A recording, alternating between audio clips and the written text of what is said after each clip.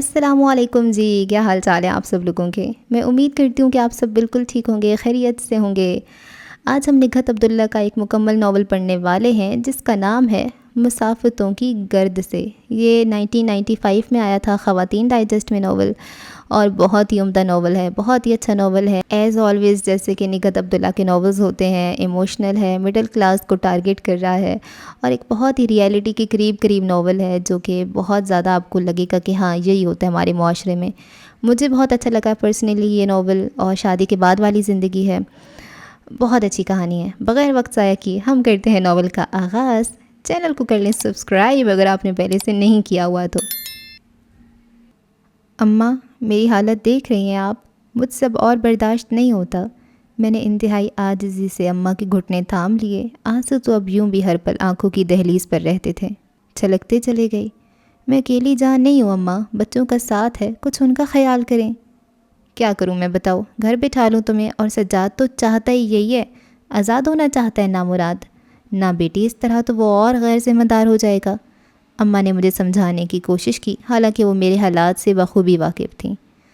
اب کون سا ذمہ دار ہے، ایک ایک روٹی کو ترساتا ہے، میں بھوکھی رہ سکتی ہوں لیکن بچے، اماں اسے بچوں کی بھی پرواہ نہیں۔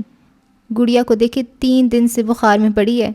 ہائے میری بچی، اماں فوراً گڑیا کی طرف متوجہ ہوئیں، پھر بڑھ کر اسے گود میں بھر لیا اور پیار کرنے کے بعد پوچھنے لگیں، دوا لی اس کی؟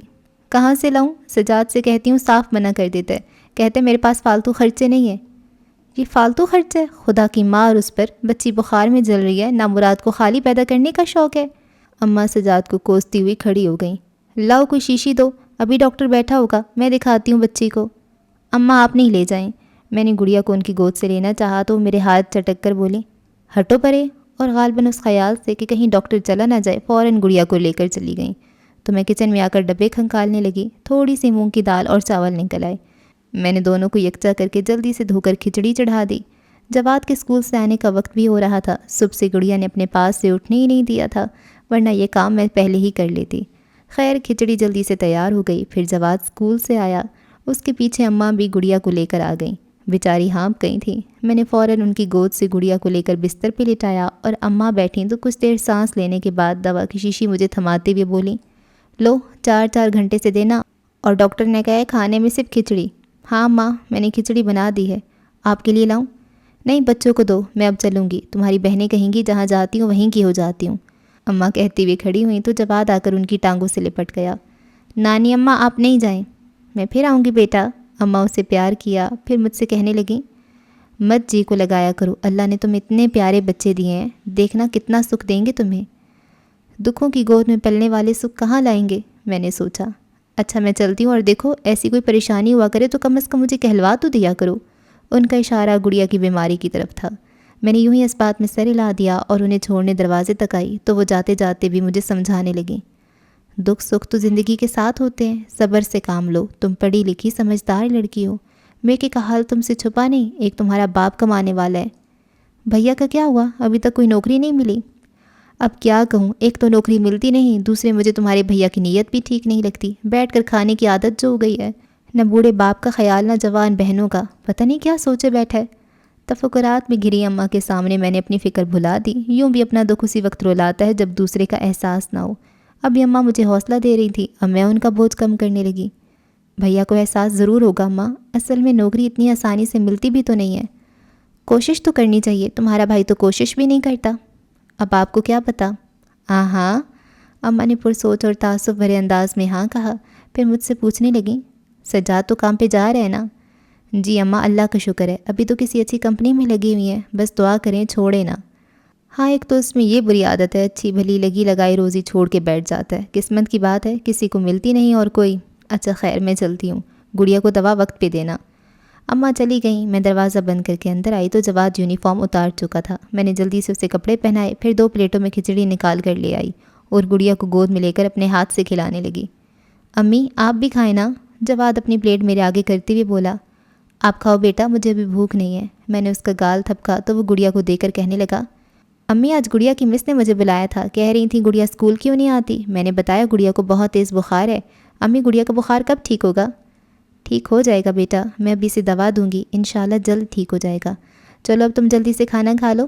میں نے اس کی توجہ کھانے کی طرف دلائی، پھر گڑیا کو لٹا کر اس کے لیے پانی لے کر آئی تو اسے دوا بھی پلا دی۔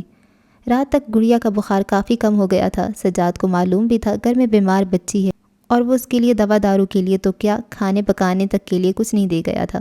پھر بھی رات بہت دیر سے لوٹا۔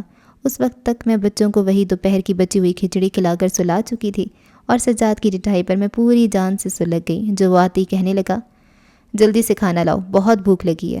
میں ششتر کھڑی اسے دیکھے گئی تو چلا کر بولا، میں نے کھانا مانگا ہے، نہیں ہے تو صاف بولو، اس طرح گھور کیوں رہی ہو؟ میں اب بھی کچھ نہ بول سکی تو وہ کرسی کو ٹھوکر سے گراتا ہوا اپنے آپ بڑبڑانے لگا، منحوس پھوہڑ عورت، کبھی جو خیال کیا ہو کہ دن بھر کا تھکا ہارا آئے گا اس کے لیے ایک روٹی ہی رکھ دوں، سار اپنے میکے کو ٹھونستی ہے، بھیک منگے کہیں گے۔ اس کے آخری جملوں نے میرا دماغ گھما دیا۔ بہت ضبط کرنے پر بھی میں تل ملا کر بولی، تم سے پھر بھی 1000 درجے اچھے ہیں میرے میکے والے، کم از کم گھر میں 2 وقت کا چولہا تو جلتا ہے اور تمہارے بچوں کو بھی کھلا جاتے ہیں۔ بس رہنے دو، میں بہت اچھی طرح جانتا ہوں ان کی اوقات۔ تم سے اچھی ہے، میں ناگواری سے کہتی ہوئے کمرے سے نکلنے لگی کہ وہ جارحانہ انداز میں میرے سامنے آ کھڑا ہوا۔ تم ہمیشہ میکے کو مجھ پہ فوقیت دیتی ہو، تو چلی کیوں نہیں جاتی ان کے پاس؟ دیکھو سجاد، خواہ مخواہ بات بڑھاؤ مت، ابتدا تمہاری طرف سے ہوتی ہے۔ تم جتنا میرے میکے کو برا کہو گے اتنی ہی میری نظر میں برے بنو گے۔ بجائے ان پہ تنقید کرنے کے اپنے آپ کو دیکھو۔ کیا دیکھوں اپنے آپ کو؟ اس کا انداز ہنوز تھا، جبکہ میں نے لہجہ دھیما کر لیا۔ تمہیں احساس ہونا چاہیے کہ تم اب چھڑے چھانٹ نہیں بلکہ بال بچوں والے ہو۔ گڑیا 3 دن سے بخار میں پڑی ہے، گھر میں کھانے کو کچھ نہیں۔ تم اگر میرے ہاتھ میں پیسہ نہیں دینا چاہتے مت دو، لیکن گھر میں راشن تو ڈالو۔ لایا تو تھا راشن، ایمانداری سے کہو کتنا لائے تھے؟ مجھے نہیں پتا، آئندہ لکھ کر دے دیا کرو۔ پھر محض اپنی بات رکھنے کی خاطر کہنے لگا، تمہیں جتنا بھی لا کر دوں 4 دن میں ختم کر دیتی ہو۔ 2 آدمی کا کھانا ہی کتنا ہوتا ہے، کیا ضرورت ہے اتنا پکانے کی؟ بہرحال صبح ایسی مت چلے جانا، آج تو تھوڑے بہت چاول نکل آئے تھے، کل کے لیے وہ بھی نہیں ہے۔ اور ہاں، تمہیں اگر بھوک لگی ہے تو آٹا لے آؤ، میں روٹی پکا دیتی ہوں۔ حالانکہ میں جانتی تھی کہ وہ کھانا کھا کر آیا ہوگا اور محض یہ دیکھنے کے لیے آیا کہ ہم نے کیا کھایا ہے۔ اس نے آتے ہی کھانا مانگا تھا۔ پھر بھی میں نے اس کی بات رکھ لی تو وہ جواد کو ایک طرف کھسکا کر اپنے لیے جگہ بناتے ہوئے بولا، نہیں اب تو صبح ہی لاؤں گا، یوں بھی دکانیں بند ہو چکی ہیں۔ میں اس کی بات سن کر کمرے سے نکل آئی، باہر کا دروازہ چیک کیا، پھر کچن اور برآمدے کی لائٹیں آف کر کے دوبارہ اندر آئی تو وہ جواد کے بالوں میں منہ چھپائے لیٹا تھا۔ میں چپ چاپ گڑیا کے پاس لیٹ گئی۔ کچھ دیر بعد ہی اس کی خراٹوں کی آواز آنے لگی تو مجھے اس پہ رشک آیا۔ کیسا بے فکرہ شخص ہے، کتنے آرام سے سو جاتا ہے۔ جاگتی تو میں ہوں، شاید ساری عورتیں جاگتی ہیں، اور جو سوتی ہیں وہ بھی اپنی نیند نہیں سوتی، اپنی نیندیں تو سچ مچ میکے کی دہلیز پر رہ جاتی ہیں۔ کیسا بے فکری کا زمانہ ہوا کرتا تھا، میں بھی کچھ ایسی تھی، لاپرواہ، شوخ، کھلنڈری، بات پہ بات بے تحاشا ہنسنے والی۔ اور میری ہنسی سے اماں بہت چاکی رہتی تھیں، اکثر ٹوکتیں، کبھی بہت سنجیدگی سے سمجھاتی، لیکن میں سمجھتی تو مجھے ہرگز اپنی ہنسی پہ کنٹرول نہیں تھا، نہ ہی میں شرارتوں سے باز رہ سکتی تھی۔ چھوٹی دونوں تو جتنی مجھ سے عاجز رہتی اتنی ہی محبت بھی کرتی تھیں، کیونکہ میں ان کی گڑیا کے کپڑے وغیرہ سی دیتی تھی اور ان کے ساتھ کھیل میں بھی شریک ہو جاتی۔ یہ الگ بات کے بعد میں انہیں میری ہی وجہ سے اپنا کھیل بند کرنا پڑتا تھا۔ بہرحال اپنی ایسی عادتوں کے ساتھ میں نے بڑی بے فکری کی زندگی گزاری تھی۔ اسکول پھر کالج سے آ کر بھی لمبی تان کر سونا، شام میں اماں جب تک مجھ پہ پانی نہیں پھینکتی تھی میں اٹھتی نہیں تھی۔ کام سے البتہ جی نہیں چراتی تھی، لیکن یہ بھی تھا کہ جو کام کرنے کو دل نہیں چاہتا تھا وہ نہیں کرتی تھی، اور پہلی بار ہی منع کرنے پہ اماں سمجھ جاتی کہ اب مجھے کوئی مجبور نہیں کر سکتا۔ اور کیونکہ میں کبھی کبھی ہی کسی کام کو منع کرتی تھی، اس لیے اماں نہ تو برا مناتی نہ زبردستی کرتی۔ پھر انٹر کرتی میری شادی طے پا گئی تو ہر ایک مجھے ٹوکنے لگا تھا۔ اصل زندگی اب شروع ہوگی اور وہ یوں ہنسی ہنسی میں نہیں گزر جائے گی۔ یہاں تو بڑی سی بڑی پریشانی ہو، ماں باپ اپنی ذات پہ جھیل جاتے ہیں، بچوں کو ہوا بھی نہیں لگنے دیتے، وہاں ذرا ذرا سی بات پریشان کرتی ہے، اور میں نے بجائے کسی بات کو سنجیدگی سے لینے کے ہنسی میں اڑا دیا تھا۔ موقع مل گیا سب کو، خواہ مخواہ ڈرائے دے رہے ہیں، ہے ہی کون سسرال میں، نندے ہیں تو اپنے گھروں کی، جیٹ بھی الگ رہتے ہیں، مجھے تو اکیلا گھر ملے گا۔ میں بہت خوش تھی، اور ابتدائی دنوں میں تو واقعی بہت خوش رہی تھی۔ سجاد سر شام آفس سے لوٹ آتا، پھر ہم کہیں نہ کہیں گھومنے نکل جاتے۔ رات کا کھانا میں پکا کر رکھ جاتی، کیونکہ اماں نے مجھے سختی سے تاکید کی تھی کہ مرد کو باہر کے کھانے کی عادت مت لگنے دینا، اور جانے کیسے یہ بات میں نے پلو سے باندھ لی تھی۔ کسی دن سجاد باہر کھانے کے لیے کہتا بھی تو میں بہت سہولت سے منع کر دیتی۔ بہرحال خوشیوں کا وقت پر لگا کر اٹھتا ہے۔ میری زندگی کے وہ دن پلک جھپکتے میں گزرتے گئے۔ 3 ماہ بعد ڈاکٹر نے مجھے ماں بننے کی نوید دی۔ ادھر سجاد نوکری چھوڑ کر بیٹھ گیا، اور عجیب بات یہ تھی کہ اسے کوئی فکر نہیں تھی۔ اس کی بے فکری پر پہلے تو میں بھی یہ سوچ کر اطمینان سے رہی کہ ہو سکتا ہے اس نے کہیں اور بات کر رکھی ہو، لیکن جب میری بڑی نند کو معلوم ہوا تو وہ آ کر اسے میرے سامنے لتاڑتی ہوئی بولی تھی، یہ تم نے کیا تماشا بنا رکھا ہے؟ اب تم اکیلے تو نہیں ہو، بیوی ہے، کل کو ماشاءاللہ بچہ بھی ہو جائے گا، کہاں سے کھلاؤ گی انہیں؟ فکر نہیں کرو، تم سے مانگنے نہیں آؤں گا۔ اس کے جواب پر میں ششتر رہ گئی، یعنی بڑی بہن کے ساتھ اتنی بدتمیزی سے بات کر رہا تھا، اور غالباً وہ عادی تھیں، ٹوکے بغیر کہنے لگیں، نہیں آخر تم نے نوکری چھوڑی کیوں؟ نہیں تھی میرے مطلب کی، چھوڑ دی۔ اب کیا کرو گے؟ تمہیں کیا فکر ہے، تم اپنے گھر میں آرام سے بیٹھا کرو۔ وہ بدتمیزی سے کہتا ہوا باہر نکل گیا۔ تب آپا نرمی سے مجھے سمجھانے لگیں، تم اس کی باتوں میں نہیں آنا شہلا، نہ ہی اسے ڈھیل دینا، اسے اس کی ذمہ داریوں کا احساس دلاؤ، مشکل سے 4 مہینے کام کرتا ہے پھر گھر بیٹھ جاتا ہے، اس طرح تو گھر نہیں چلے گا۔ اور آپا کے کہنے پر میں نے اسے ٹوکنا شروع کیا تو کسی وقت وہ میری بات سن لیتا اور کسی وقت بگڑ جاتا۔ بہرحال ہمارے پاس کوئی جمع پونجی تو تھی نہیں، جو کچھ وقت اس کے سہارے گزر جاتا۔ چند دنوں میں ہی میں پریشان ہو گئی، کیونکہ دوسری ضروریات تو ایک طرف، کھانے کے لیے اس سے کچھ کہتی تو وہ الٹا مجھے کھانے کو دوڑتا تھا، اور میں ان دنوں ایسی حالت میں تھی کہ مجھ سے کوئی بات برداشت نہیں ہوتی تھی۔ نتیجتاً ہر وقت لڑائی جھگڑا رہنے لگا۔ اس روز وہ اپنی بے روزگاری کا ذمہ دار مجھے ٹھہراتے ہوئے ساتھ ہی مجھے منحوس بھی قرار دے رہا تھا، اور میں طبیعت کی خرابی کے باعث ایسی نڈھال ہو رہی تھی کہ اس کی طرف سے کان بند کیے چپ چاپ آنکھیں بند کیے لیٹی تھی۔ کتنی دیر تک وہ اپنے آپ بولتا رہا، جب میری طرف سے کوئی جواب نہیں ملا تو باہر نکل گیا۔ پھر اس کی واپسی شام میں ہوئی تو سیدھا کچن میں چلا گیا۔ کچھ دیر بعد میرے لیے چائے لے کر اندر آیا، ایک پلیٹ میں سموسے بھی تھے۔ میں چپ چاپ لیٹی رہی، کیونکہ اس وقت ایسی ایسی باتیں سنا گیا تھا کہ اب میرا اس سے بات کرنے کو بالکل دل نہیں چاہ رہا تھا۔ ناراض ہو؟ وہ میرے پاس بیٹھتے ہوئے بولا۔ میں خاموش رہی تو میرا ہاتھ تھام لیا۔ معاف کر دو، پتہ نہیں مجھے کیا ہو جاتا ہے، خواہ مخواہ تم پہ بگڑنے لگتا ہوں۔ ایسا صرف بیکاری کی وجہ سے ہے، سارا دن گھر بیٹھے رہو گے تو یہی ہوگا۔ میں نے موقع سے فائدہ اٹھایا اور وہ اعتراف کرتے ہوئے بولا، ٹھیک کہتی ہو، مجھے خود احساس ہے، لیکن اب نوکری اتنی آسانی سے تو نہیں ملے گی۔ اب ایک ٹھیکیدار کے پاس گیا تھا، نوکری تو نہیں ہے اس کے پاس۔ خیر تم یہ سموسے کھاؤ، اٹھ کر بیٹھو نا۔ اس نے مجھے ہاتھ سے سہارا دے کر بٹھایا اور سموسے کی پلیٹ میری گود میں رکھ کر اصرار سے کھلانے لگا۔ انداز سے ظاہر تھا کہ وہ اپنے رویے کی تلافی کر رہے، اور میں نے بھی بھلا دینا ہی مناسب سمجھا۔ اس کے ہاتھ سے سموسہ لے کر بولی، تم کچھ کہہ رہے تھے؟ ہاں، کیا کہا ٹھیکیدار نے؟ وہ ٹھیکے پر کام دے رہا ہے، لیکن اس کے لیے کچھ پیسوں کی ضرورت ہوگی، اور ہمارے پاس تو… وہ مایوسی سے سر ہلانے لگا تو میں نے یوں ہی پوچھ لیا، کتنے پیسوں کی؟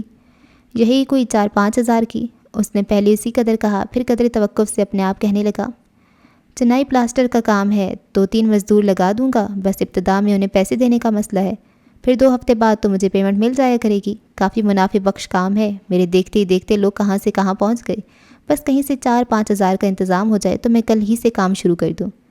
کون دے گا اتنی رقم؟ میں سوچ میں پڑ گئی، اور وہ اپنے ایک ایک بہن بھائی کا نام لینے کے ساتھ مایوسی کا اظہار بھی کرتا گیا۔ آخر میں کہنے لگا، میرے بہن بھائی تو بس ایسے ہی ہیں، لیکچر دینے آ جاتے ہیں، کسی کو میرا کوئی خیال نہیں، نہ کوئی وقت پہ میرے کام آنے والا ہے۔ کچھ دیر اپنی بہن بھائیوں کو برا بھلا کہنے کے بعد وہ مجھ سے بولا، تم اپنے ابا سے کہو، میں بہت جلد انہیں لوٹا دوں گا۔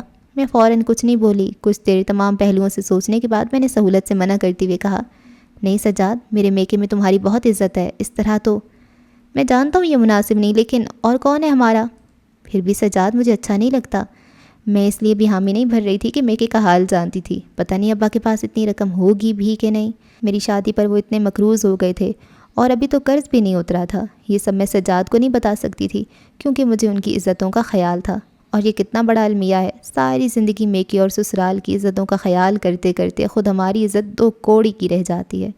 پھر اس سے پہلے کہ سجاد اصرار تکرار میں بدلتا، میں نے اپنے زیور کی موٹی موٹی چیزیں اس کے حوالے کر دیں، اور اس وقت وہ میرا مشکور ہونے کے ساتھ ساتھ بار بار یہی کہتا رہا کہ وہ بہت جلد مجھے اس سے اچھا زیور بنوا دے گا۔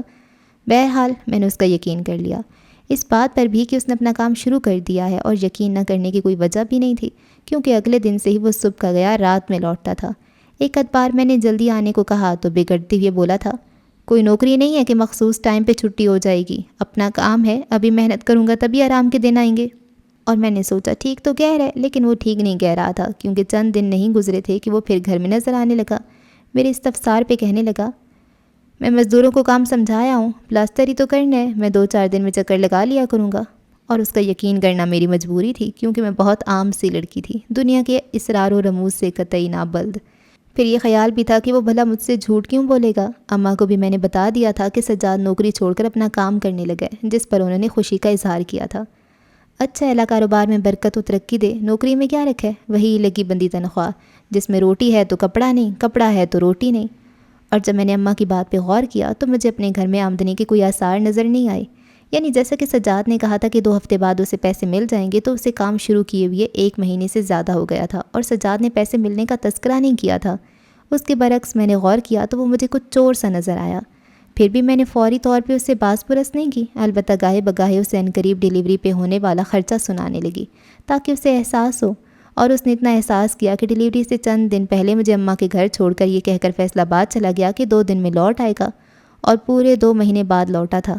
اگر مجھے ذرا سا بھی شبہ ہوتا کہ وہ خرچے سے جان چھڑا کر گیا ہے تو میں کسی وقت عاجز آ کر اماں کو بتا دیتی اور خود بھی پریشان نہ ہوتی۔ اس کے برعکس میں نے رو رو کر برا حال کر لیا تھا، کبھی ابا اور کبھی بھیا کی منتیں کرتی کہ اس کا پتہ کریں، جانے کہاں چلا گیا ہے۔ سب مجھے تسلیاں دیتے، آ جائے گا، کوئی بچہ نہیں ہے، کوئی کام پڑ گیا ہوگا، وغیرہ وغیرہ۔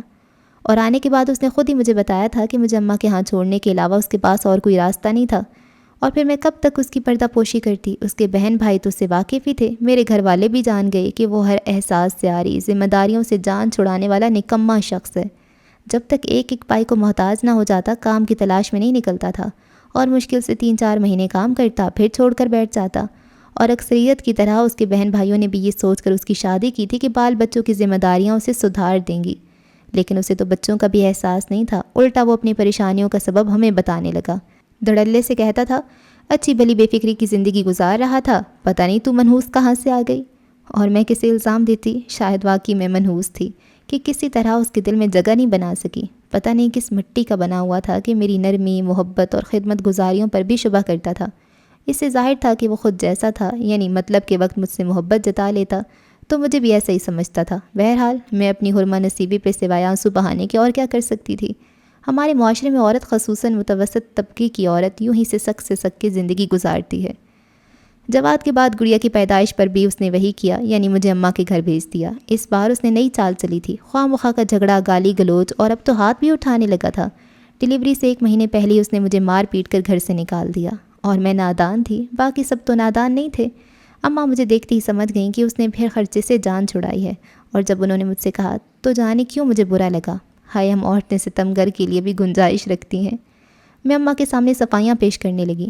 نہیں اماں، اب وہ بیکار تو نہیں ہے، نوکری پر جاتا ہے، آ جائے گا 1-2 دن میں، غصہ ٹھنڈا ہوگا تو۔ میں جانتی ہوں کہ کب اس کا غصہ ٹھنڈا ہوگا۔ اماں کے غصے سے میں خاموش ہو رہی۔ اور پھر واقعی وہ گڑیا کی پیدائش کے بعد ہی آیا تھا۔ اماں چاہتی تھی اس سے باز پرست کریں، لیکن میں نے اور پھر ابا نے بھی روک دیا، کیونکہ اس طرح وہ اور بد لحاظ ہو جاتا، جیسے اپنے بہن بھائیوں کا لحاظ نہیں کرتا تھا۔ اس کی بد زبانی کے باعث ہی کوئی ہمارے گھر نہیں آتا تھا، بس کبھی کبھار میری بڑی نند کچھ دیر کو آ جاتی تھیں، شاید اس لیے کہ بیٹیوں والی تھیں، جب ہی انہیں میرا اور بچوں کا خیال تھا۔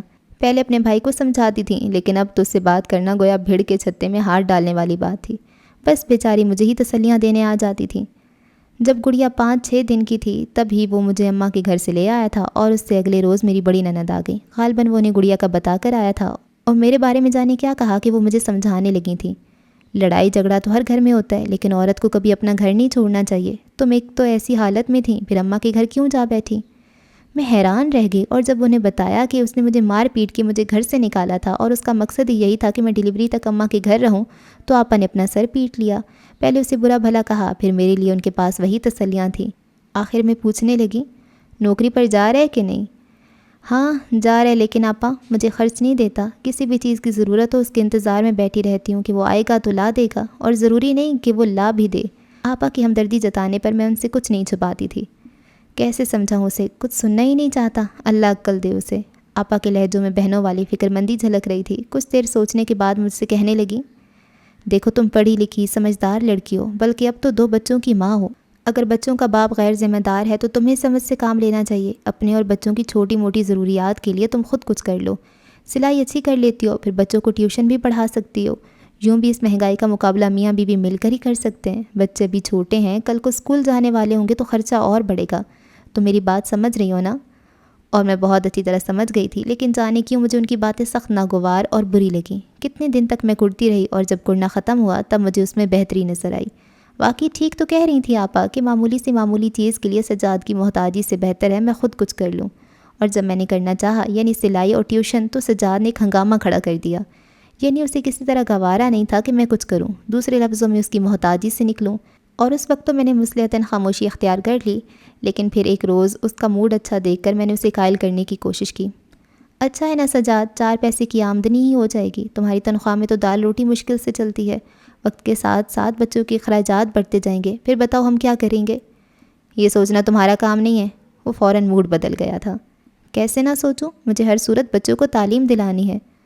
تو میں نے کب انکار کیا ہے؟ ابھی تو جواد 2 سال کا بھی نہیں ہوا، جب وقت آئے گا۔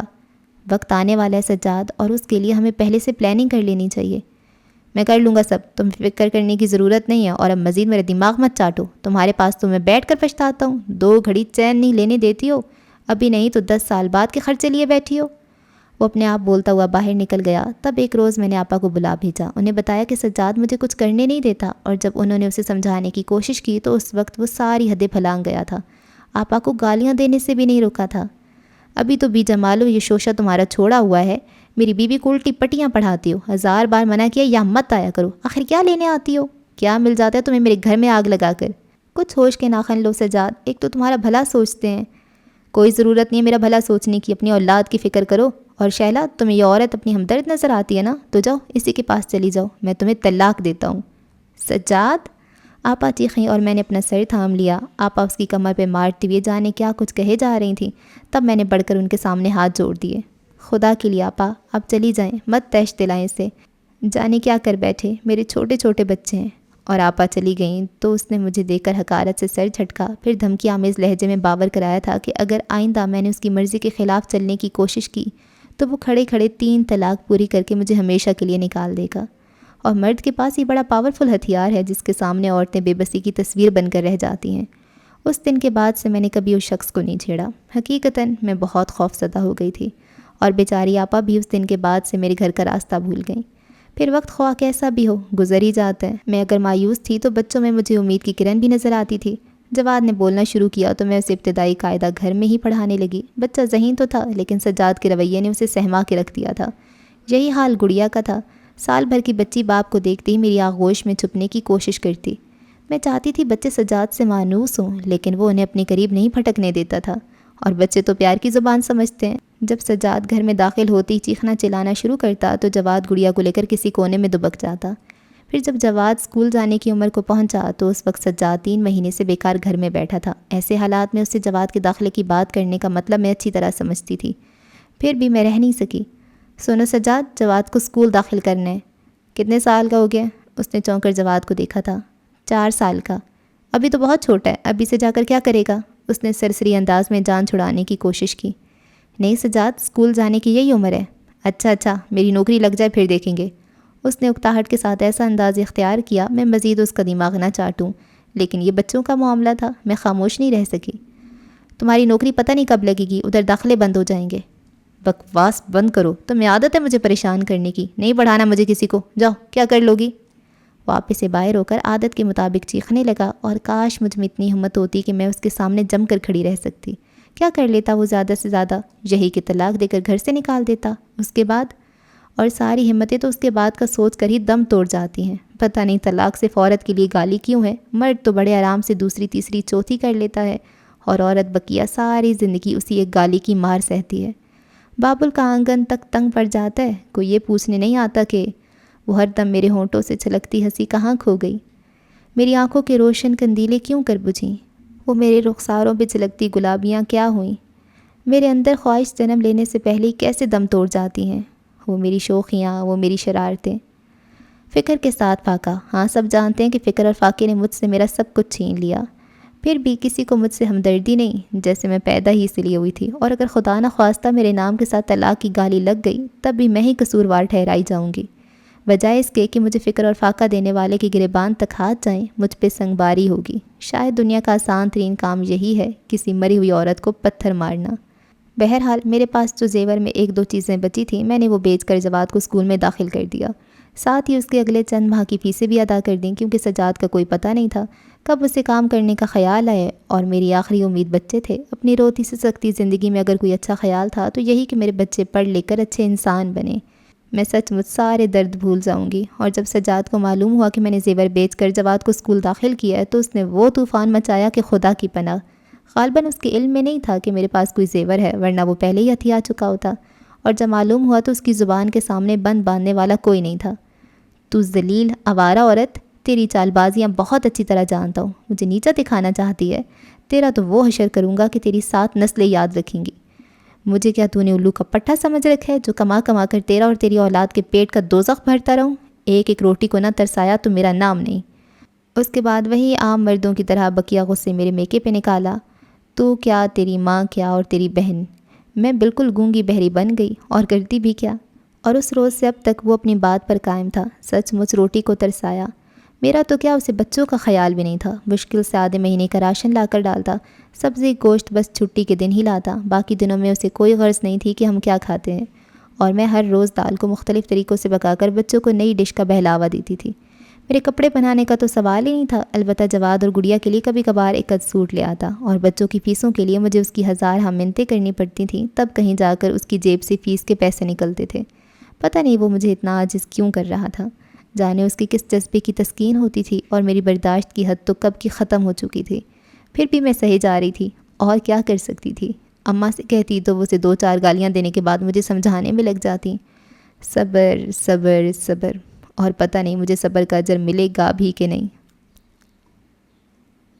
صبح تک گڑیا کا بخار اتر چکا تھا، لیکن کمزوری کے باعث وہ بھی اسکول جانے کے قابل نہیں تھی، اس لیے میں نے اسے اٹھنے سے منع کیا اور جواد کو تیار ہونے کی تاکید کرتے ہوئے کچن میں آئی تو سجاد آٹا وغیرہ لا چکا تھا۔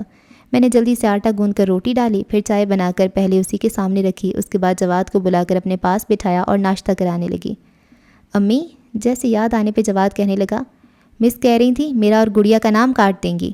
کیوں؟ میں نے چونک کر پوچھا۔ پتہ نہیں، جواد نے معصومیت سے لا علمی کا اظہار کیا تو میں نے خود ہی سمجھ کر سجاد کو دیکھتے ہوئے کہا، پچھلے 3 مہینوں سے بچوں کی فیسیں نہیں گئیں، ہر بار تم اگلے مہینے پہ ڈال دیتے ہو، آخر کب دو گے؟ میں نہیں دے سکتا، اس نے صاف صاف انکار کر دیا تو میں بری طرح تپ گئی، لیکن صبح میں جھگڑا نہیں چاہتی تھی، اس لیے اپنے غصے پہ قابو پا کر بولی، تم نہیں دو گے تو کون دے گا؟ آخر بچوں کو پڑھانا ہے کہ نہیں؟ تمہیں زیادہ شوق ہے انہیں پڑھانے کا تو کسی سرکاری اسکول میں ڈال دو، میں اتنی فیس نہیں بھر سکتا۔ کاش یہاں قریب کوئی سرکاری اسکول ہوتا تو مجھے تمہارے ساتھ اتنی چیخ چیخ نہ کرنی پڑتی، میں تعصب سے کہتی ہوئے کچن سے نکلی تو وہ جواد سے کہنے لگا، کہہ دینا اپنی مس سے کہ بے شک نام کاٹ دیں، تمہارا بھی اور گڑیا کا بھی۔ خبردار جواد، اس کی بات سن کر میں وہیں رک گئی۔ مس سے ایسی کوئی بات نہیں کہنا، یہ نہیں کہے گا تب بھی نام تو کٹنا ہی ہے۔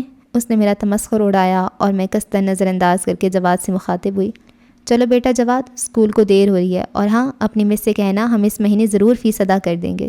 ہاں، وہ نخوت سے سر چٹک کر اپنے مگ میں چائے انڈیلنے لگا، اور میں جواد کو دروازے تک خدا حافظ کہہ کر اندر گڑیا کے پاس آ کر بیٹھ گئی تو اچانک ہی بہت زیادہ ٹینشن کا شکار تھی۔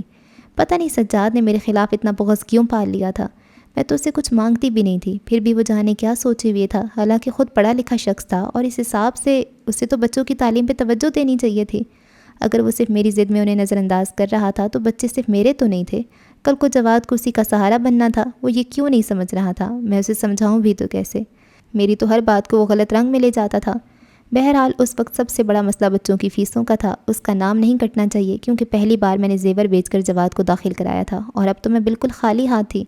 میری منتوں خوش آمدوں کے بعد بھی جانے کب سجاد پیسے دینے پہ آمادہ ہو، اس سے پہلے میں نے سوچا خود اسکول جا کر میڈم سے بات کراؤں، میں بہت جلد بچوں کی تمام فیسیں ادا کر دوں گی، یوں کم از کم بچوں کا نام خارج کرنے میں کوئی فوری اقدام تو نہیں ہوگا۔ اپنی سوچ پر میں قدرے مطمئن سی ہو گئی، اور جیسے سجاد آفس کے لیے نکلا میں نے گڑیا کا منہ ہاتھ دھلا کر اسے کپڑے پہنائے اور خود اوپر سے بالوں میں برش کر کے چادر اوڑھ لی۔ اب گڑیا کو لے جانا ایک مسئلہ تھا، بیمار بچی اتنی دور تک چل نہیں سکتی تھی اور میرے لیے اٹھانا اور مشکل، کیونکہ میری اپنی حالت ٹھیک نہیں تھی، یعنی ایک اور بچے کی امید۔ بہرحال میں بڑی مشکل سے اسکول تک پہنچ سکی، راستے میں کبھی گڑیا کو اٹھا لیتی اور کبھی اس کا ہاتھ پکڑ کر چلانے لگتی۔ جس وقت اسکول پہنچی اس وقت اتفاق سے گڑیا میری گود میں تھی۔ پرنسپل کے آفس میں داخل ہوتی ہی میں کرسی پہ ڈھہ سی گئی اور لمبے لمبے سانس لینے لگی۔ کچھ دیر بعد مجھے اپنی قریب ماسی کی آواز سنائی دی، بی بی پانی پی لیں۔ شکریہ۔ ماسی کے ہاتھ سے گلاس لیتے ہوئے میری نظر پرنسپل پہ پڑی تو میں سٹپٹا گئی، کیونکہ اس کرسی پر میں نے ہمیشہ میڈم کو دیکھا تھا اور اس وقت جانے کوئی ٹیچر تھے یا بہرحال جو کوئی بھی تھے، ان کے بغور دیکھنے پر میں کنفیوز ہو گئی تھی۔ پانی کا گلاس بجائے ہونٹوں سے لگانے کے ان کے ٹیبل پہ رکھ دیا اور ان سے میڈم کے بارے میں پوچھنا چاہتی تھی، لیکن خوش حلق سے آواز نہیں نکلی۔ تب دوبارہ گلاس اٹھا لیا اور حلق تر کرتے پوچھا، وہ میڈم کہاں ہیں؟ میڈم چلی گئیں، انہوں نے جاب چھوڑ دی۔ خاصا متین لہجہ تھا اور میں اس قدر کنفیوز کے بھی اختیار پوچھ گئی، کیوں؟ وہ بھم سی مسکراہٹ کے ساتھ جواب ملا، میں کیا کہہ سکتا ہوں؟ پھر گڑیا کو دیکھ کر کہنے لگے، غالباً یہ بچی یہیں سے اسکول میں پڑھتی ہے۔ جی، میں خاصی مایوس ہو گئی تھی کیونکہ میڈم سے میری ہر ماہ الیک سلیک ہو جاتی تھی اور میں انہیں اپنی پرابلم بتا سکتی تھی۔ اب وہ نہیں تھیں تو میری سمجھ میں نہیں آ رہا تھا کہ ان سے کیا بات کروں۔ جی بیبی، میرے مختصر جواب کے بعد بالکل خاموش ہو جانے پہ انہیں ٹوکنا پڑا تو میں فوری طور پہ یہی کہہ سکی، میری بچی کچھ دنوں سے بیمار ہے، اسکول نہیں آ رہی، میں اس کی درخواست دینے آئی تھی۔ اچھا لائیے، کون سی کلاس میں آپ کی بچی؟ KG 2 میں۔ میں جواب دے کر ادھر ادھر دیکھنے لگی کیونکہ درخواست تو لائی نہیں تھی، پھر انہیں منتظر محسوس کر کے خجل سی ہو کر بولی، سوری، درخواست شاید گھر بھول آئی۔ کوئی بات نہیں، جب آپ بچی کو بھیجیں تو اس کے ہاتھ بھیج دیجیے گا۔ انہوں نے سوچا ضرور ہوگا کہ کیسی عورت ہے، لیکن اپنے کسی انداز سے ظاہر نہیں ہونے دیا، اور میں جس مقصد سے آئی تھی وہ تو وہیں رہ گیا، جس پر میں انتہائی مایوسی کے عالم میں کھڑی ہوئی اور گڑیا کا ہاتھ تھام کر بغیر ان کا شکریہ ادا کیے آنے لگی کہ انہوں نے روک لیا۔ سنیں، میں نے رک کر سوالیہ نظروں سے دیکھا تو کہنے لگے، شاید کوئی بات رہ گئی ہے۔ پتہ نہیں انہوں نے کیسے جان لیا تھا کہ اس کے علاوہ بھی کوئی بات ہے۔ میں اسی حیرت میں خاموش کھڑی رہ گئی۔ تبھی ایک ٹیچر ہاتھ میں رجسٹر لیا آفس میں داخل ہوئی اور مجھے دیکھتے ہی پوچھنے لگیں، آپ جواد کی مدر ہیں؟ میں صرف سر ہلا سکی۔ تب وہ ان سے کہنے لگیں، سر، گزشتہ 3 ماہ سے ان کے بچوں جواد کلاس 1 اور انیلا KG 2 کی فیسیں موصول نہیں ہوئیں۔ کل آپ نے کہا تھا کہ اوکے۔ انہوں نے ہاتھ اٹھا کے اسے بولنے سے روک دیا اور اس کے ہاتھ سے رجسٹر لے کر پہلے اسے فارغ کیا، پھر جیسے میری طرف متوجہ ہوئے میں بول پڑی، سوری سر، بچوں کی فیسیں کچھ لیٹ ہو گئیں، 2-4 دن میں بھجوا دوں گی، بس آپ بچوں کا نام نہیں کاٹیں۔ It's all right. بہت ہلکی سی مسکراہٹ اس بات کی غماز تھی جیسے جان لیا ہو کہ میں یہی کہنے آئی تھی، اور اس پل مجھے اپنا آپ کتنا ہلکا لگا یہ میں ہی جانتی ہوں۔ جلدی سے گڑیا کا ہاتھ تھام کر ان کے آفس سے نکل آئی۔ مجھے لگا جیسے یہ میری زندگی کا کٹھن ترین مرحلہ تھا اور ابھی جانے اور کتنے ایسے مراحل باقی تھے۔ رات میں نے بہت آرام سے سجاد کو یہ بتانے کی کوشش کی کہ بچوں کی اچھی تعلیم و تربیت نہ صرف ان کے لیے بلکہ ہمارے لیے بھی کتنی فائدہ مند ہے، یعنی ہم آج جو بوئیں گے کل وہی کاٹیں گے۔ پھر مجھ سے غلطی یہ ہوئی کہ جواد کے روشن مستقبل کی باتیں کرتے ہوئے میں بہت مگن سی ہو گئی تھی، اور اس میں میرا قصور نہیں تھا، میں ماں تھی۔ تصور کی آنکھ سے ہی صحیح اپنے بچے کا روشن مستقبل دیکھا تو کچھ دیر کو حال سے ناطا ہی ٹوٹ گیا۔ غالباً میری آنکھوں کی بجھی ہوئی قندیلیں روشن ہو گئی تھیں، اور سجاد کو یہ کب گوارا تھا کہ مجھے کوئی خوشی نصیب ہو۔ اس وقت تو وہ کچھ نہیں بولا، جس سے میں خوش فہمی میں مبتلا ہو گئی کہ آخر کو باپ ہے، بچوں کا روشن مستقبل کبھی نظر انداز نہیں کر سکتا۔ لیکن وہ پتہ نہیں کیسا باپ تھا، بجائے ان کی فیسیں دینے کے نوکری چھوڑ کر بیٹھ گیا۔ میرا سچ مچ دماغ گھوم گیا۔ پورے 1 سال کی بیکاری کے بعد ابھی 3 مہینے پہلے اس کی نوکری لگی تھی۔ آخر تمہارا مقصد کیا ہے سجاد؟ تم کیوں اس طرح ہمیں عاجز کر رہے ہو؟ میں عاجز کر رہا ہوں یا تم نے میرا جینا حرام کر رکھا ہے؟ سارے جہاں کے خرچے میرے سر پہ لا ڈالتی ہو۔ وہ الٹا مجھ پہ چڑھ دوڑا، نہیں کر سکتا میں یہ سب۔ جب نہیں کر سکتے تھے تو شادی کیوں کی تھی؟ پھرتے رہتے ایسی اکیلے آوارہ، ادھر ادھر سے 2 وقت کی روٹی تو تمہیں مل ہی جاتی۔ میں کسی طرح خاموش نہیں رہ سکی۔ مجھے اکیلے دیکھ کر ہی تو تمہارے اماں بابا نے پھانسا مجھے۔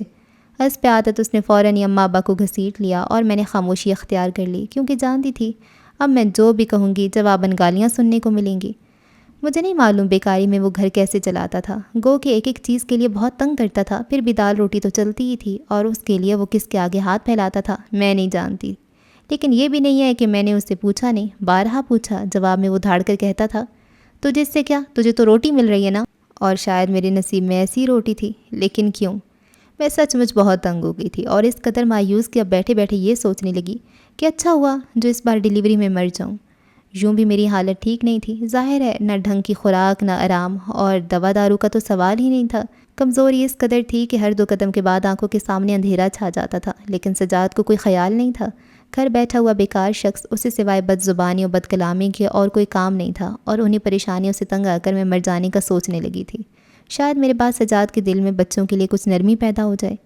اس روز میں بچوں کو ہوم ورک کروانے بیٹھی تو جواد اور گڑیا دونوں کی ڈائری میں ٹیچر نے پیغام لکھا تھا، یعنی والدین کو بلایا گیا تھا۔ مجھے پہلا خیال یہی آیا کیونکہ ابھی تک بچوں کی فیسیں ادا نہیں کی گئی ہیں تو یقیناً انہوں نے اسی سلسلے میں بلایا ہوگا، اور اب تو مجھے کہیں سے کوئی امید نہیں تھی، اس لیے میں نے سوچا بچوں کو گھر بٹھا لوں۔ لیکن اس رات مجھے اس وقت تک نیند نہیں آئی جب تک میں نے اپنی سوچ کی نفی نہیں کر دی، ورنہ تو یہ سوچ سوچ کر دماغ پھٹنے جا رہا تھا کہ بچوں کا کیا ہوگا، اسکول چھوڑ کر تو وہ گلیوں میں آوارہ پھرنے لگیں گے۔ سچ مچ اپنی آخری امید کی شمع گل ہونے کا خیال بہت جان لیوا تھا۔ اگلے دن میں بچوں کو اسکول بھیج کر اماں کے گھر چلی آئی، اور جب انہیں اپنا مسئلہ بتایا تو ہمیشہ کی طرح پہلے انہوں نے سجاد کو گالیوں اور کوسنوں سے نوازا، اس کے بعد مجھے 1000 روپے بھی تھما دیا۔ ساتھ ہی یہ بھی کہتی جاتی تھیں کہ میں نرگس کے لیے جمع کر رہی تھی، اسے جہیز میں دینے کے لیے ڈنر سیٹ خریدوں گی۔ میرا دل چاہا اماں کو لوٹا دوں، لیکن ابھی مجھے بچوں کی اسکول جانا تھا۔ دل پہ بوجھ لیے ان کے پاس سے اٹھ کر اسکول کی راہ لی تو تمام راستہ یہی سوچتی رہی کہ مجھے سجاد سے 2 ٹوک بات کرنی ہوگی۔ وہ خود نہیں کچھ کرتا تو مجھے کرنے دے، اس طرح تو زندگی نہیں گزرے گی۔ بہرحال جس وقت میں پرنسپل کے آفس میں داخل ہوئی وہاں پہلے سے 2-3 خواتین موجود تھیں۔ میں خاموشی سے ایک طرف بیٹھ گئی۔ میرا ذہن ابھی تک الجھا تھا اور مٹھی میں دبا 1000 کا نوٹ کو کہ اس وقت میرے مسئلے کا حل تھا، لیکن اماں کے الفاظ کہ میں نرگس کے لیے جمع کر رہی تھی مجھے اندر ہی اندر مارے ڈال رہے تھے۔ پتہ نہیں کتنی دیر بعد وہ خواتین گئیں۔ میں چونکی اس وقت جب انہوں نے مجھے متوجہ کیا۔ جی بی بی، میرے چونک کر دیکھنے پر ہلکی سی مسکراہٹ کے ساتھ پوچھا، کیسی ہیں آپ؟ اور ایسے وقت میں جب مجھے دور دور تک کوئی اپنا محسوس نہیں ہوتا تھا، ایک اجنبی کا نرم لہجہ میری پلکیں نم کر گیا اور ان سے چھپانے کی خاطر میں جلدی سے بیگ کھول کر اس میں بچوں کی فیس کارڈ تلاش کرنے لگی۔ کارڈ مل گئے لیکن آنکھوں کی دھند چھوٹنے میں کچھ وقت لگا۔ پھر میں نے ان کی طرف دیکھے بغیر فیس کارڈ اور مٹھی میں دبا 1000 کا نوٹ ان کی ٹیبل پہ رکھ دیا اور کچھ رک کر بولی، آئی ایم سوری، میں خاصی لیٹ ہو گئی۔ آپ کیا بیمار رہی ہیں؟ بلکہ ابھی بھی ٹھیک نہیں لگ رہی۔ جی بس، ایسی قدر کہہ کر بات بدل گئی۔ بچوں کی ٹیچر نے بلایا تھا، غالباً فیس کے لیے۔ فیس کے لیے؟ انہوں نے ایک نظر کارڈ پہ ڈالی، پھر ایکسکیوز می کہتے ہوئے اٹھ کر چلے گئے۔ کچھ دیر بعد واپس آ کر بیٹھے تو کہنے لگے، ٹیچر نے آپ کو اس لیے نہیں بلایا تھا؟ پھر میں سوالیہ نظروں سے دیکھنے لگی تو کچھ دیر خاموش رہنے کے بعد بولے، ہمیں یہ معلوم کرنا تھا کہ آپ کے بچوں کے ساتھ کیا پرابلم ہے۔ جواد اور انیلا یہی نام ہے نا؟ جی تو میں یہ کہہ رہا تھا کہ دونوں بچے تو خاصے ذہین ہیں لیکن بہت سہمے ہوئے رہتے ہیں، ٹیچر کی کسی بات کا جواب نہیں دیتے اور اگر ایک سے دوسری بار انہیں مخاطب کیا جائے تو رونے لگتے ہیں، اور ایسا اسی وقت ہوتا ہے جب بچوں پہ بے جا سختی کی جائے یا وہ غیر معمولی دباؤ میں ہوں۔ میں گم سم انہیں دیکھ رہی تھی اور قدرے توقف کے بعد وہ کہنے لگے، آپ کو دیکھ کر تو یہ نہیں کہا جا سکتا کہ آپ ان پہ سختی کرتی ہوں گی، تو کیا ان کے فادر؟ نہیں، میرا مطلب ہے وہ ایسے نہیں ہیں۔ ان کا خاموشی سے دیکھنا مجھے پزل کر گیا۔ نظریں چرا کر بولی، وہ تو بچوں سے بہت پیار کرتے ہیں۔ کیا کرتے ہیں آپ کے ہسبینڈ؟ وہ بغور مجھے دیکھ رہے تھے اور جانے انہوں نے یہ سوال کیوں کیا، میں بلا ارادہ سچ بول گئی، آج کل جاب لیس ہیں۔ اور آپ، میرا مطلب آپ جاب کرتی ہیں؟ میں نے نفی میں سر ہلا دیا تو وہ کچھ دیر تک مجھ پہ نظریں جمائے بیٹھے رہے، پھر غالباً احساس ہونے پر پہلے سر جھکایا پھر رک کر کچھ بولے، میں آپ کے بچوں کی بات کر رہا تھا، وہ یقیناً اگنور ہو رہے ہیں، اور آپ تو جانتی ہیں اس عمر میں بچے کتنے حساس ہوتے ہیں، ذرا ذرا سی بات محسوس کرتے ہیں، خصوصاً والدین کی آپس کی لڑائی جھگڑا۔ میرے سر جھکانے پہ خاموش ہو گئے، پھر قدرے توقف سے ہلکے پھلکے انداز میں بولے، آپ تو پڑھی لکھی سمجھدار ماں ہیں، یقیناً مجھ سے بہتر سمجھتی ہوں گی۔ مزید کیا کہوں، آپ کو زحمت دینے کی معذرت چاہوں گا، آپ کی طبیعت پہلے ہی ٹھیک نہیں ہے، پلیز اپنا خیال رکھیں، شاید بچے آپ کی بیماری کے باعث ڈسٹرب ہو رہے ہیں۔ انہوں نے بات ختم کی تو میں نے چاہا شکریہ کہہ کر اٹھ کھڑی ہوں، لیکن میرا پورا بدن سن ہو چکا تھا، اگر کہیں حرکت تھی تو میری ٹانگوں میں جو ہلکے ہلکے کانپ رہی تھیں۔ محرومیاں تو تھیں ہی، لیکن عزت نفس یہ کب گوارا کرتی ہے کہ ہر کوئی ہماری محرومیوں کا احوال جانے، اور سامنے بیٹھا شخص جان چکا تھا، گو کہ میرا اس سے کوئی ناتا نہیں تھا، میں تو اسے جانتی بھی نہیں تھی، پھر بھی اس کے سامنے اپنا وجود بے مایا لگنے لگا۔ کاش کسی طرح میں اس کی نظروں سے اوجھل ہو سکتی۔ اپنی ساری توانائیاں صرف کر کے میں ٹیبل کا سہارا لے کر کھڑی ہوئی تو آنکھوں کے سامنے پہلے دھند چھائی، پھر اندھیرا۔ میں نے گھبرا کر ایک ہاتھ سے پیشانی تھام لی اور آہستہ آہستہ سر جھٹکنے لگی۔ آپ؟ مجھے دیکھ کر انہوں نے اسی قدر کہا، پھر فوراً بیل بجا کر کسی کو آواز دی۔ مجھے ان کی آواز بہت دور سے سنائی دی اور میں نے آنکھیں کھول کر دیکھنا چاہا، لیکن کچھ نظر نہیں آیا۔ آپ بیٹھ جائیں پلیز، وہ کہہ رہے تھے، اور میں بھی بیٹھنا چاہتی تھی، لیکن اس سے پہلے ہی میرا ذہن مکمل تاریکی میں ڈوب گیا۔ ہوش آنے پر فوری طور پر میری سمجھ میں نہیں آیا کہ میں کہاں ہوں، بس خالی خالی نظروں سے چھت کو دیکھنے لگی۔ بان فضا میں رچی مخصوص مہک نے چونکا دیا تو فوراً ادھر ادھر دیکھنے لگی۔ اسی رفتار سے میرا دل دھڑکنے لگا تھا، کیونکہ بیدار ہوتے ذہن میں پہلا سوال یہی ابھرا تھا کہ مجھے یہاں کون لایا ہے، اور ابھی جواب میں سوالیہ نشان تھا کہ ڈاکٹر کے ساتھ سجاد کو آتے دیکھ کر مجھے ایک گونا اطمینان ہوا۔ قریب آ کر ڈاکٹر نے پہلے میرے ہاتھ میں لگی ڈرپ چیک کی، پھر سجاد سے کہنے لگے، آپ کی مسز بہت ویک ہیں، پریگنینسی کی حالت میں عورت کو اتنا کمزور نہیں ہونا چاہیے، آپ ان کی خوراک اور آرام دونوں کا خیال رکھیں ورنہ۔ ڈاکٹر صاحب خاموش ہو کر میڈیسن لکھنے میں لگ گئے تو سجاد نے مجھے ایسی خونخوار نظروں سے گھورا کہ میں اندر تک کانپ گئی۔ یہ لیجئے، ڈاکٹر صاحب پرچہ سجاد کو تھماتے ہوئے کہنے لگے، طاقت کے انجیکشن ہے، ہر دوسرے دن لگے گا، اور کیپسول روزانہ ایک دودھ کے ساتھ۔ ویسے میرا مشورہ یہ ہے کہ انہیں ایک ہفتہ یہیں رہنے دیں، گھر میں ان کی بہتر دیکھ بھال نہیں ہو سکے گی۔ سوری ڈاکٹر صاحب، اصل میں گھر میں بچے ہیں چھوٹے، اور کوئی نہیں ہے، سجاد نے معذرت کے ساتھ مجبوری بتائی تو ڈاکٹر صاحب کہنے لگے، ہاں یہ بڑا مسئلہ ہوتا ہے، بہرحال آپ خیال رکھیے گا، اور انہیں مزید ڈرپ لگنے میں تاخیر بھی نہیں ہونی چاہیے۔ جی بہتر۔ سجاد ڈاکٹر صاحب کے ساتھ چلتا ہوا دروازے تک گیا، پھر ان کے کمرے سے نکلتے ہی فوراً پلٹ کر میرے پاس آیا تو اس کے کچھ کہنے سے پہلے ہی میں نے پوچھ لیا، مجھے یہاں تم لائے ہو؟ نہیں، تنزیہ اور زہر بھری ذرا سی ہنسی میں ہی اس نے میری یا شاید اپنی اوقات جتا دی، پھر ایسی زہر خند سے بولا، تم اپنی حرکتوں سے باز نہیں آؤ گی؟ کیوں نکلتی ہو گھر سے باہر؟ اگر تمہیں تماشا بننے کا اتنا ہی شوق ہے تو مجھے بتاؤ، میں تمہیں گلیوں بازاروں میں… خدا کے لیے سجاد، اس وقت تو میری حالت پہ رحم کھاؤ۔ میں رو پڑی۔ تم پر تو رحم کھاؤں؟ تم نے بہت خیال کیا میرا۔ الو کی پٹی یہاں جو اتنے آرام سے لیٹی ہے، بل تیرا باپ دے گا۔ تو اصل مسئلہ یہ ہے سجاد احمد کہ تمہیں دن میں تارے نظر آنے لگے ہیں۔ میں نے سوچا اور مجھے اس شخص پہ رحم آنے لگا جو گھر کی کھردری چارپائی پر میرا آرام افورڈ نہیں کر سکتا تھا۔ کہاں یہ پرائیویٹ کلینک، اور وہ کوئی غیر تو نہیں، میرا شوہر تھا۔ اس کی پریشانی میری پریشانی تھی۔ مجھے نرم نرم بستر بھی چبھنے لگا اور اپنی صفائی میں اسی قدر کہہ سکی، میں یہاں سے تو نہیں آئی سجاد، پتہ نہیں کون وہ اسکول کا ماسٹر لے کر آیا تمہیں یہاں، اور اسے تو میں بعد میں نپٹوں گا، ابھی تو… سسٹر کے آنے سے پہلے وہ خاموش ہو گیا، اور میں جو اس کی بات پہ اندر ہی اندر دہل رہی تھی، دھیان ہٹانے کی خاطر سسٹر کی طرف متوجہ ہو گئی اور ڈرپ کی طرف اشارہ کر کے پوچھا، یہ کتنی دیر میں ختم ہوگی؟ اب 1 گھنٹہ لگے گا، کیوں تھک گئی ہو کیا؟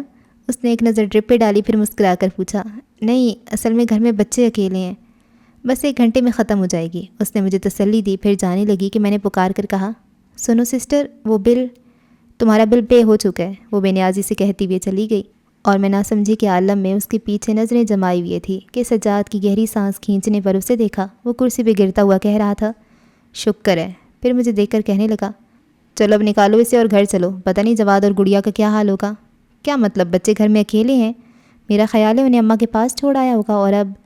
ان کے اکیلے پن کا سن کر میں واقعی بہت پریشان ہو گئی۔ بڑی مشکل سے 1 گھنٹہ گزرا تھا۔ گھر آئی تو بچوں کو دیکھ کر میرا دل دکھ سے بھر گیا۔ گڑیا بھوک سے رو رہی تھی اور جواد چولہے پہ پتیلی چڑھائے جانے کیا پکانے کی کوشش کر رہا تھا۔ پتہ نہیں خدا ماؤں کے نصیب میں ایسے امتحان کیوں رقم کرتا ہے۔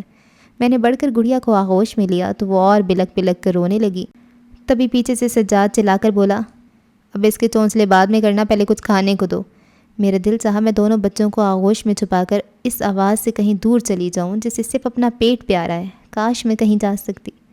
پھر کتنے بہت سارے دن گزر گئے۔ میری اتنی منتوں کے بعد اب کہیں جا کر سجاد نوکری کی تلاش میں نکلنے لگا تھا، اور نوکری اتنی آسانی سے تو نہیں ملتی تھی۔ صبح کا گیا شام میں لوٹتا تو دن بھر کی خواری کا بدلہ وہ ہم سے لینے لگتا، اور مجھے تو یوں لگ رہا تھا جیسے اوپر والے نے اس کے لیے سارے دروازے بند کر دیے ہوں، کیونکہ اس نے ہمیشہ اچھے بھلے روزگار کو ٹھوکر ماری تھی۔ لیکن اس میں میرا اور بچوں کا کیا قصور تھا؟ ناشکری کے گناہ اس اکیلے کا، سزا ہم بھگت رہے تھے۔ بہرحال اس طرح تو زندگی نہیں گزرتی۔ اس کی طرف سے مایوس ہو کر میں ایک بار پھر خود کچھ کرنے کا سوچنے لگی، لیکن سجاد سے کہتے ہوئے ڈرتی تھی، کیونکہ اس سے پہلے وہ اسی بات پر طلاق دینے پہ اتر آیا تھا۔ اس وقت بیٹھی میں سوچ رہی تھی کہ اب تو حالات بہت خراب ہو گئے ہیں۔ سجاد بھی مایوس نظر آتا ہے، ہو سکتا ہے وہ مجھے منع نہ کرے، مجھے اس سے بات کر لینی چاہیے، شاید مان جائے۔ میں اور کچھ نہیں تو گھر میں سلائی تو کر ہی سکتی ہوں، کوئی تو ذریعہ ہو، کوئی تو آسرا ہو۔ میں آج ہی اس سے بات کروں گی، میں نے سوچ لیا۔ وہاں بچوں کا خیال آیا، ابھی تک اسکول سے نہیں لوٹے تھے، یعنی روزانہ سے بہت دیر ہو گئی تھی۔ میری پریشانی فطری تھی، ایک پیر دروازے پر، ایک اندر، کتنی دیر تک جلے پیر کی بلی کی طرح چکراتی رہی۔ سمجھ میں نہیں آیا کیا کروں۔ سجاد بھی نہیں تھا، اور وہ تو آتا بھی رات میں تھا، جیسے گھر نہ ہو سرائے ہو۔ جیسے جیسے وقت گزر رہا تھا مجھے ہول اٹھ رہے تھے، برے برے خیال، جن سے گھبرا کر بالآخر میں چادر اوڑھ کر گھر سے نکل آئی۔ گو کہ اس روز کے بعد سے میں نے گھر سے نکلنا چھوڑ دیا تھا، محض اپنی حالت کے باعث کہ کہیں خدا نہ خواستہ راستے میں ہی نہ گر جاؤں۔ ہانپتی کانپتی اسکول پہنچی تو بچوں کو پرنسپل کے آفس میں آرام سے بیٹھے دیکھ کر جہاں میری جان میں جان آئی، وہاں حیران بھی ہوئی کہ اسکول کے بعد یہ یہاں کیوں رکے ہوئے ہیں۔ کیا ہوا بیٹا، آپ گھر کیوں نہیں آئے؟ میرے پوچھنے پر جواد کہنے لگا، سر نے گھر جانے سے منع کیا ہے۔ کیوں؟ تبھی وہ دروازے سے داخل ہوتے ہوئے بولے، میں بتاتا ہوں۔ اور ان پہ نظر پڑتی مجھے خیال آیا کہ میں ان کی مقروض ہوں، ورنہ اس تمام عرصے میں اپنی پریشانیوں میں بھول ہی گئی تھی۔ بیٹا بوا کے پاس جاؤ، انہوں نے بچوں سے کہا، اور ان کے جانے کے بعد مجھے بیٹھنے کا اشارہ کرتے ہوئے بولے، آئی ایم سوری میں نے آپ کو پریشان کیا بچوں کو یہاں روک کر۔ کیوں؟ انہوں نے کوئی شرارت کی ہے؟ آپ کے بچے اور شرارت؟ تعجب کا اظہار بے ساختہ تھا، پھر فوراً سنبھل کر کہنے لگے، نہیں ایسی کوئی بات نہیں، اصل میں آپ سے ملنا چاہتا تھا، اور آپ کو بلانے کا مجھے یہی ایک طریقہ سمجھ میں آیا۔ جی؟ میں اسی قدر کہہ سکی، اور بے حد الجھی ہوئی نظروں سے انہیں دیکھا تو وہ پوچھنے لگے، اب آپ کی کیسی طبیعت ہے؟ کیا آپ نے اسے پس لی ہے؟ نہیں۔ وہ ذرا سا ہنسے اور قدر توقف کے بعد ایک دم سنجیدہ ہو کر کہنے لگے، بات اب بھی آپ کے بچوں سے متعلق ہے، اور آپ کے حالات سمجھتے ہوئے میں آپ کو یہ سمجھانا چاہتا ہوں کہ بچوں کی اچھی صحت، بہتر تعلیم و تربیت اور بہتر مستقبل کے لیے صرف آپ کو سوچنا ہے، بلکہ عملی طور پر بھی کچھ کرنا ہے۔ کیونکہ بدقسمتی سے آپ کے شوہر کا شمار ان مردوں میں ہوتا ہے جو صرف بچے پیدا کرتے ہیں لیکن کبھی باپ نہیں بنتے۔ اف، میری زندگی کی تلخ ترین سچائی جسے میں خود جھٹلانے کی کوشش کر کے اپنے آپ کو بہلانے کی صحیح کرتی تھی، وہ ایک انجان شخص کتنے آرام سے بیان کر رہا تھا۔ مجھے بڑا عجیب سا لگا اور میں نے انہیں جھٹلانے کی کوشش کی۔ نہیں، میرے شوہر، پلیز۔ انہوں نے ہاتھ اٹھا کر مجھے بولنے سے روک دیا، پھر کہنے لگے، میں آپ کے شوہر سے مل چکا ہوں، وہ ذہنی طور پہ پسماندہ، بلکہ میں اسے ذہنی مریض کہوں گا، اور ایسے شخص کو بیوی بچوں کی کوئی پرواہ نہیں ہوتی۔ میرا مقصد آپ کو مایوس کرنا نہیں، بلکہ میں آپ کو حقیقت سمجھانا چاہتا ہوں، یقین کریں۔ وہ شخص ساری زندگی کچھ نہیں کرے گا سوائے ہوائی قلعے بنانے کے، اور بچوں کو احساس محرومی سے نکالنے کے لیے آپ کو ہی۔ انہوں نے بات ادھوری چھوڑ دی اور میرے بولنے کا انتظار کرنے لگے، تو مجھے بولنے کے لیے خود کو آمادہ کرنا پڑا۔ کچھ دیر لگی، اس کے بعد میں آرام سے ہو گئی، شاید اسی لیے کہ چھپانے کو کچھ نہیں تھا اور وہ انجان شخص مجھ سے زیادہ جانتا تھا۔ یوں بھی جب کوئی پرسان حال نہ ہو تو محض ہمدردی کے دو بول بولنے والا سب سے قابل اعتبار نظر آتا ہے۔ میں کیا کر سکتی ہوں؟ سجاد مجھے کچھ کرنے ہی نہیں دیتے، نہ جاب نہ ٹیوشن، اور میں سلائی بھی اچھی کر لیتی ہوں، لیکن وہ اس کی اجازت بھی نہیں دیتے۔ میں نے بتایا تو وہ نرمی سے بولے، آپ انہیں یہ احساس دلائیں کہ وہ بیکار ہیں اس لیے آپ جاب کرنا چاہتی ہیں، بلکہ انہیں اس طرح سمجھانے کی کوشش کریں کہ اس مہنگائی میں ایک اکیلا آدمی گھر نہیں چلا سکتا، آپ ان کا ساتھ دینا چاہتی ہیں۔ میں ایسی کوشش بارہا کر چکی ہوں، لیکن میں نے مایوسی سے نفی میں سر ہلایا، پھر یاد آنے پہ کہنے لگی، ایک بار اسی سلسلے میں جب سجاد کی سسٹر بھی میرا ساتھ دے رہی تھی تو اسی وقت مجھے طلاق دینے پہ تیار ہو گئے۔ اس کے بعد میں نے کبھی ایسی بات نہیں کی۔ آپ طلاق سے ڈرتی ہیں؟ ان کے پوچھنے پر میں گہری سانس کھینچ کر بولی، ظاہر ہے ہمارے معاشرے میں طلاق یافتہ عورت کو کون اچھی نظر سے دیکھتا ہے۔ یہ واقعی بڑا المیہ ہے، وہ تعصب کے اظہار کے ساتھ کہنے لگے، ہمارے ہاں عورتیں محض اسی خوف سے ساری زندگی ظلم و جبر سہتے گزار دیتی ہیں، حالانکہ مذہب نے انہیں یہ حق دیا ہے کہ اگر شوہر بطریق احسن ان کے نان و نفقے کی ذمہ داری پوری نہیں کر رہا، ظالم و جابر ہے، ناحق زیادتی کرتا ہے، تو وہ اس سے الگ ہو جائیں۔ پھر جو شخص ان کی ذمہ داریاں نبھانے کا اہل ہو اس سے عقد ثانی کی اجازت دی گئی ہے، اور بڑے افسوس سے کہنا پڑتا ہے کہ مسلمان ہو کر بھی ہمارا معاشرہ خدا رسول صلی اللہ علیہ وآلہ وسلم کی طرف سے دیے گئے اس حق کو تسلیم نہیں کرتا۔ پھر مجھے دیکھ کر پوچھنے لگے، آپ کے والدین؟ جی ہیں، بہن بھائی بھی ہیں۔ وہ کیا کہتے ہیں؟ صبر کروں، اور کر بھی کیا سکتی ہوں؟ میں نے افسردگی میں گھر کر کہا تو وہ زور دے کر بولے، یہ صبر نہیں جبر ہے، خود اپنے آپ پر ظلم، اور آپ جانتی ہیں ظلم سہنا بھی گناہ ہے۔ جانتی ہوں، پھر بھی اپنا حق استعمال نہیں کر سکتی، اس لیے کہ ابھی زندگی مشکل ہے، اس کے بعد مشکل ترین ہو جائے گی، اور میں کمزور عورت، بچوں کا ساتھ کہاں جاؤں گی؟ کہیں جانے کی ضرورت نہیں پڑے گی آپ کو، بے فکر رہیں، سجاد طلاق نہیں دیں گے، کیونکہ ایسا شخص ہمیشہ اندر سے خوف زدہ رہتا ہے، اور بیوی کو بھی محض اس لیے پابند رکھتا ہے کہ کہیں وہ اس کی نااہلی ثابت کرنے کے قابل نہ ہو جائے۔ اور آپ نے یہ کیوں سمجھ لیا کہ بات طلاق پر ہی ختم ہوگی؟ اس کے برعکس اچھی سوچ، اچھی امید رکھیں۔ آخر میں انہوں نے ذرا سا مسکرا کر مجھے حوصلہ دینا چاہا، لیکن میں نے اسی مایوسی سے سر نفی میں ہلایا۔ آپ نہیں جانتے؟ ہو سکتا ہے میں نہ جانتا ہوں، اس کے باوجود میں یہ ضرور کہوں گا کہ اس امید پہ ظلم و زیادتی سہنا کہ کل کو جواد بڑا ہو کر آپ کے تمام درد دور کر دے گا، حماقت ہے۔ وہ درد دور اسی صورت میں کر سکے گا جب کسی قابل ہوگا، اور اسے کسی قابل بنانے کے لیے۔ بات وہیں آ کر ختم ہوئی جہاں سے شروع ہوئی تھی۔ میں کتنی دیر تک پرسوچ انداز میں انہیں دیکھتی رہی، پھر اسی طرح سر اس بات میں ہلایا جیسے ان کی بات سمجھ گئی ہوں۔ اس کے بعد سامنے وال کلاک پہ نظر پڑی تو بہت سا وقت گزرنے کا احساس ہوا، اور وہ کہنے لگے، آئی ایم سوری میں نے آپ کا بہت وقت لیا، گو کہ یہ میرا مسئلہ نہیں ہے، لیکن کبھی کبھی یوں بھی ہوتا ہے کہ ہم مجھے کیا کہہ کر الگ نہیں ہو سکتے۔ آپ سجاد کو سمجھانے کی کوشش کریں، میں دعا کروں گا آپ اپنی کوششوں میں کامیاب ہو جائیں۔ شکریہ۔ میری آنکھوں میں اچانک ڈھیر ساری نمی اتر آئی، جسے ان سے چھپانے کی خاطر میں فوراً کھڑی ہو گئی۔ تب انہوں نے بچوں کو پکارا تو جواد اور گڑیا کے ساتھ ایک صحت مند سرخ و سفید بچہ بھی آ گیا، جسے اپنے قریب کرتے ہوئے وہ کہنے لگے، یہ میرا بیٹا ہے نعمان۔ ماشاء اللہ، میں نے بھی اختیار کہا۔ اس کے بعد جواد کو دیکھا، اس کے مقابلے میں کس قدر کمزور اور مرجھایا ہوا لگ رہا تھا، حالانکہ دونوں ہم عمر تھے۔ فرق تو مقدروں کا تھا کہ ایک کو سب کچھ میسر تھا اور دوسرے کو بساط بھر بھی نہیں۔ میں نے گڑیا کے کندھے سے بیگ اتار لیا اور اس کا ہاتھ تھام کر اجازت طلب نظروں سے انہیں دیکھا تو وہ اٹھتے ہوئے بولے، ہم آپ کو ڈراپ کر دیں گے۔ نہیں شکریہ، ہمیں زیادہ دور نہیں جانا۔ میں نے سہولت سے منع کیا اور جواد کو چلنے کا اشارہ کرتے ہوئے قدم بڑھایا تھا کہ وہ کہنے لگے، بچوں کے لیے فکر مند ہونے سے پہلے اپنے بارے میں سوچیں، کیونکہ ابھی بچوں کے دکھ سکھ آپ سے وابستہ ہیں۔ آپ خوش ہوں گی تو یہ بھی خوش ہوں گے، ورنہ۔ میں ان کی بات پوری ہونے سے پہلے باہر نکل آئی اور تمام راستہ ان کی باتوں کو سوچا، لیکن گھر میں داخل ہوتی پہلا خیال یہ آیا کہ وہ اتنی تفصیل سے میرے حالات کیسے جانتے ہیں، اور سجاد کے بارے میں وہ کتنے یقین سے بات کر رہے تھے۔ اسی الجھن میں نے بچوں کا یونیفارم بدلا، پھر ان سے کھانے کا پوچھا تو جواد نے بتایا کہ بوا نے انہیں کھانا کھلایا تھا تب میں دونوں کو لے کر لیٹ گئی۔ گڑیا تو فوراً سو گئی اور جواد جانے کن سوچوں میں گم تھا۔ میں نے بہت آہستہ سے اس کی طرف کروٹ بدلی اور اس کی پیشانی چوم کر پوچھا، کیا بات ہے بیٹا، نیند نہیں آ رہی؟ پتہ ہے امی، نعمان کے پاس اتنے سارے کھلونے ہیں۔ میری بات کا جواب دینے کی بجائے وہ جس دھیان میں تھا وہی بات کرنے لگا۔ نعمان بتا رہا تھا اس کے پاس ہوائی جہاز بھی ہے جس کا بٹن دباؤ تو وہ چلنے لگتا ہے۔ پھر میں نے یوں ہی کہہ دیا۔ پھر، اور میرا معصوم بچہ خاموش ہو گیا۔ یہ بھی نہیں کہہ سکا کہ مجھے بھی ویسا جہاز لا دیں۔ میں آپ کو ویسا جہاز لا دوں گی، میں نے کہا۔ تب بھی وہ کچھ نہیں بولا بلکہ یوں پلکیں موند گیا جیسے میری بے بسی دیکھنا نہ چاہتا ہو۔ اس رات میں نے وہی طریقہ اختیار کیا، یعنی سجاد کو اس کی بیکاری کا احساس دلائے بغیر یہ سمجھانے کی کوشش کی کہ اس مہنگائی کے دور میں ایک اکیلا آدمی گھر نہیں چلا سکتا۔ میں اس کا ساتھ دینا چاہتی ہوں، لیکن اس کی وہی ایک نہیں تھی جو میری منتوں اور آنسوؤں سے بھی ہاں میں نہیں بدل سکی۔ جانے وہ کس ذوم میں تھا۔ آخر مجھے غصہ آ گیا۔ میری سمجھ میں نہیں آتا تم نے سوچ کیا رکھا ہے، نہ خود کچھ کرتے ہو نہ مجھے کرنے دیتے ہو۔ میں کچھ کروں یا نہ کروں تمہیں اس سے کیا؟ تمہیں بھوکا تو نہیں مار رہا؟ وہ دھاڑ کر بولا۔ صرف روٹی ہماری ضرورت نہیں ہے سجاد، اور بہت کچھ نہیں تو کچھ نہ کچھ تو ہو۔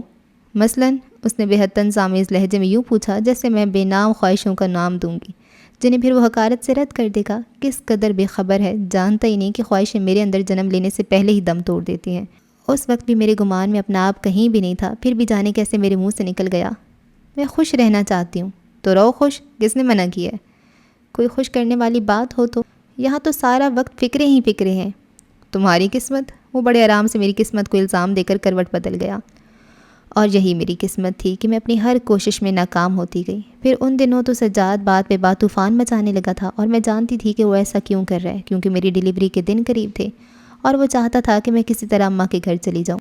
لیکن اس بار میں بھی سوچ بلکہ تہیہ کر چکی تھی کہ خواہ کچھ بھی ہو جائے میں کہیں نہیں جاؤں گی۔ شاید مجھے زندگی اور موت کی کشمکش میں دیکھ کر اس کے اندر احساس جاگے کہ نئی زندگی تخلیق کرنے کے لیے بھی زندگی چاہیے۔ خدا کی قسم، اگر وہ ایک بار اپنی کوتاہیوں اور زیادتیوں کا اعتراف کرتے میری جھولی میں اس کا فقط ایک موتی ڈال دے تو میں اس کا یقین کر لوں گی، اور پھر اسے اس وقتی پریشانی سے بچانے کے لیے خود ہی کسی بہانے اماں کے گھر چلی جاؤں گی۔ لیکن اس کے برعکس وہ لڑائی جھگڑے سے ایسے حالات پیدا کر رہا تھا کہ میں مجبور ہو کر چلی جاؤں۔ اس کے بعد ظاہر ہے وہ گزشتہ کی طرح ڈیلیوری کے کچھ دنوں بعد مجھے لینے آ جاتا، اور ادھر اماں ابا الٹا مجھے ہی سمجھانے بیٹھ جاتے۔ بہرحال اس کی پالیسی سمجھتے ہوئے میں نے بالکل خاموشی اختیار کر لی، گونگی بہری بن گئی، نہ کچھ سنتی نہ کچھ بولتی، محض اس خیال سے کہ وہ اپنے آپ بول کر چپ ہو جائے گا۔ لیکن وہ بھی اپنے نام کا ایک تھا، سارا دن میرے سر پہ سوار رہتا، ذرا ذرا سی بات پہ ٹوکتا، تمہیں آتا ہی کیا ہے؟ کسی نے سکھایا ہی نہیں، اور کسی کے ساتھ ہی میکے کے ایک ایک فرد کو گھسیٹ لیتا، فلاں یوں ہے فلاں وہ ہے۔ میں نے بھی کچھ نہ کہنے کی قسم کھائی تھی، اور میری اسی خاموشی پر اس شام جب میں کچن میں گڑیا کو چائے میں روٹی بھگو کر کھلا رہی تھی، اس نے مجھے بالوں سے پکڑ کر باہر گھسیٹ لیا۔ الو کی پٹی، کیا سمجھا ہے تو نے مجھے؟ باولا کتا ہے کہ اپنے آپ بھونک کر چپ ہو جائے گا؟ بولتی کیوں نہیں؟ سارے زمانے میں تو خوب ٹھٹھے لگاتی ہے۔ میرے بال چھوڑو، تکلیف کی شدت سے میں چلا کر بولی، لیکن وہ اسی طرح گھسیٹتا ہوا دروازے کی طرف بڑھنے لگا تو گڑیا اور جواد چیخ چیخ کر رونے لگے۔ چھوڑو سجاد، کچھ بچوں کا تو خیال کرو، میں نے اپنا آپ چھڑانے کی کوشش کرتی ہوئے کہا۔ ایک میں ہی رہ گیا ہوں خیال کرنے والا، ٹھیکہ لے رکھا ہے میں نے تم لوگوں کا، دفع ہو جا کتیا اور اپنے بچوں کو بھی لے جا۔ اس نے دھکا دے کر مجھے گرا دیا، اور میں جو پورے دنوں سے تھی وجود میں درد کی ایسی لہریں اٹھیں کہ میری چیخیں آسمان کو چھونے لگیں۔ آس پڑوس سے خواتین بھاگی چلی آئیں، میری حالت دیکھ کر پڑوس کی خالہ سجاد سے کہنے لگیں، بیٹا اسے اسپتال لے جاؤ، اس کی حالت مر نہیں جائے گی۔ وہ دھاڑا، پھر پیر سے مجھے ٹھوکر مارتے ہوئے بولا، بہت شوق ہے تجھے میکے جانے کا، جا دفع ہو جا۔ نہیں، میں چیخوں کو دباتے ہوئے نفی میں سر ہلانے لگی، اور وہ ان عورتوں پر یوں ظاہر کرنے لگا جیسے میں میکے جانے پہ اصرار کر رہی تھی۔ جائے گا تو تیرا باپ بھی، وہ دانت پیستے ہوئے بولا، اور میرے کلائی تھام کر گھسیٹنے لگا۔ عورتیں اسے روک رہی تھیں، میری حالت کا واسطہ دے رہی تھیں، لیکن وہ تو جیسے پاگل ہو گیا تھا۔ تبھی میرے بھیا جیسے رحمت کا فرشتہ بن کر آ گئے، غالباً باہر سے گزرتے ہوئے انہوں نے میری چیخیں سن لی تھیں، اور میرا حال دیکھ کر تو یقیناً ان کے پیروں تلے سے زمین نکل گئی ہوگی۔ وقت کی نزاکت کو سمجھتے ہوئے انہوں نے سجاد کا گریبان پکڑنے کی بجائے مجھے سہارا دے کر اٹھایا اور ایک خاتون کو ٹیکسی روکنے کا کہا۔ اس دوران سجاد موقع ملتے ہی باہر نکل گیا تو بچے جو محض اس کے ڈر سے میرے قریب نہیں آ رہے تھے اس کے جاتے ہی بھاگے آئے، لیکن مجھے ہوش نہیں تھا۔ پتہ نہیں کیسے بھیا مجھے ہسپتال تک لائے، جہاں میری پوری رات اذیتوں کی پلے سے رات پہ کٹی۔ صبح کے قریب جب میرے کان بچے کی آواز سننے کی منتظر تھے، تب ڈاکٹر نے بتایا کہ بچہ میرے پیٹ میں ہی مر چکا تھا، اس لیے مجھے اتنی اذیت سہنی پڑی۔ اف، اذیت تو اب شروع ہوئی تھی۔ جیتے جی مجھے آگ کے دریا میں دھکیل دیا تھا۔ میرا بچہ کل تک میری کوکھ میں ہمکتا تھا، میری سانسوں میں سانس دیتا، میری دھڑکنوں سے کھیل کر اپنے ہونے کا احساس دلاتا۔ وہ چپ چاپ مجھ پہ قربان ہو گیا تھا۔ ہاں، مرنا تو مجھے تھا، لیکن اتنی اذیتیں سہ کر بھی میں زندہ تھی۔ کتنی خالی ہو گئی تھی میں، کچھ بھی نہیں رہا تھا۔ میری ویران صحرا آنکھیں ایک بوند کو ترس رہی تھیں۔ تبھی اماں اندر آئیں اور میری پیشانی پہ ہاتھ رکھ کر بس اسی قدر بول سکیں، بیٹا خدا کی مرضی۔ تم آج کل کی لڑکیاں بالکل احتیاط نہیں کرتی۔ ڈاکٹر تولیے سے ہاتھ صاف کرتی ہوئے میرے پاس آ کر کہنے لگیں، شکر کرو تمہاری جان بچ گئی، خدا نہ خواستہ زہر پھیل جاتا تو۔ ویسے ہوا کیا تھا؟ تمہارے بدن پر اتنے نشان، کیا سیڑھیاں پھلانگ رہی تھیں؟ بس چھت پہ کپڑے ڈالنے گئی تھی، پاؤں پھسل گیا۔ مجھ سے پہلے اماں بول پڑیں اور میں گردن موڑ کر ٹیبل پہ لیٹے بچے کو دیکھنے لگی۔ مجھے معاف کر دینا میرے بچے۔ اور جانے کس سمت سے بادل گھر کر آئے کہ میری ویران صحرا آنکھیں جل تھل ہو گئیں۔ تیسرے دن اماں مجھے اپنے ساتھ گھر لے آئیں۔ میری ذہنی حالت ٹھیک نہیں تھی، بہنیں میری دل جوئی میں لگ گئیں۔ جواد اور گڑیا معصوم و بے خبر تھے، لیکن اپنے باپ کا ظلم وہ اپنی آنکھوں سے دیکھ چکے تھے، اس لیے بارہا مجھ سے یہی کہنے لگے، امی اب ہم ابو کے گھر نہیں جائیں گے، وہ بہت خراب ہیں، آپ کو مارتے ہیں۔ اور ہمیشہ تو میں انہیں ٹوکتی تھی، لیکن اب چپ چاپ سنتی رہی، اور اماں جب سنتیں ٹوکنے لگتیں۔ بری بات، ایسے نہیں کہتے، باپ ہے وہ تمہارا۔ پھر مجھ سے کہنے لگی، سمجھا نہیں سکتی انہیں، اس طرح تو یہ بالکل ہی باپ کے خلاف ہو جائیں گے۔ کون باپ کے خلاف ہو جائیں گے؟ بھیا سنتے بھی آ گئے اور اماں سے پوچھا تو وہ کہنے لگے، جواد اور گڑیا کی بات کر رہی ہوں، ہر وقت باپ کو برا بھلا کہتے رہتے ہیں۔ ظاہر ہے برے کو برا ہی کہا جائے گا نا۔ بھیا کے اطمینان سے کہنے پر اماں تب کر بولی، دماغ صحیح ہے تمہارا؟ لو یہ ایک اور آ گئے پتہ نہیں کہاں سے۔ بس کریں اماں، اتنا تو اندھیر نہ مچائیں، یعنی ابھی بھی۔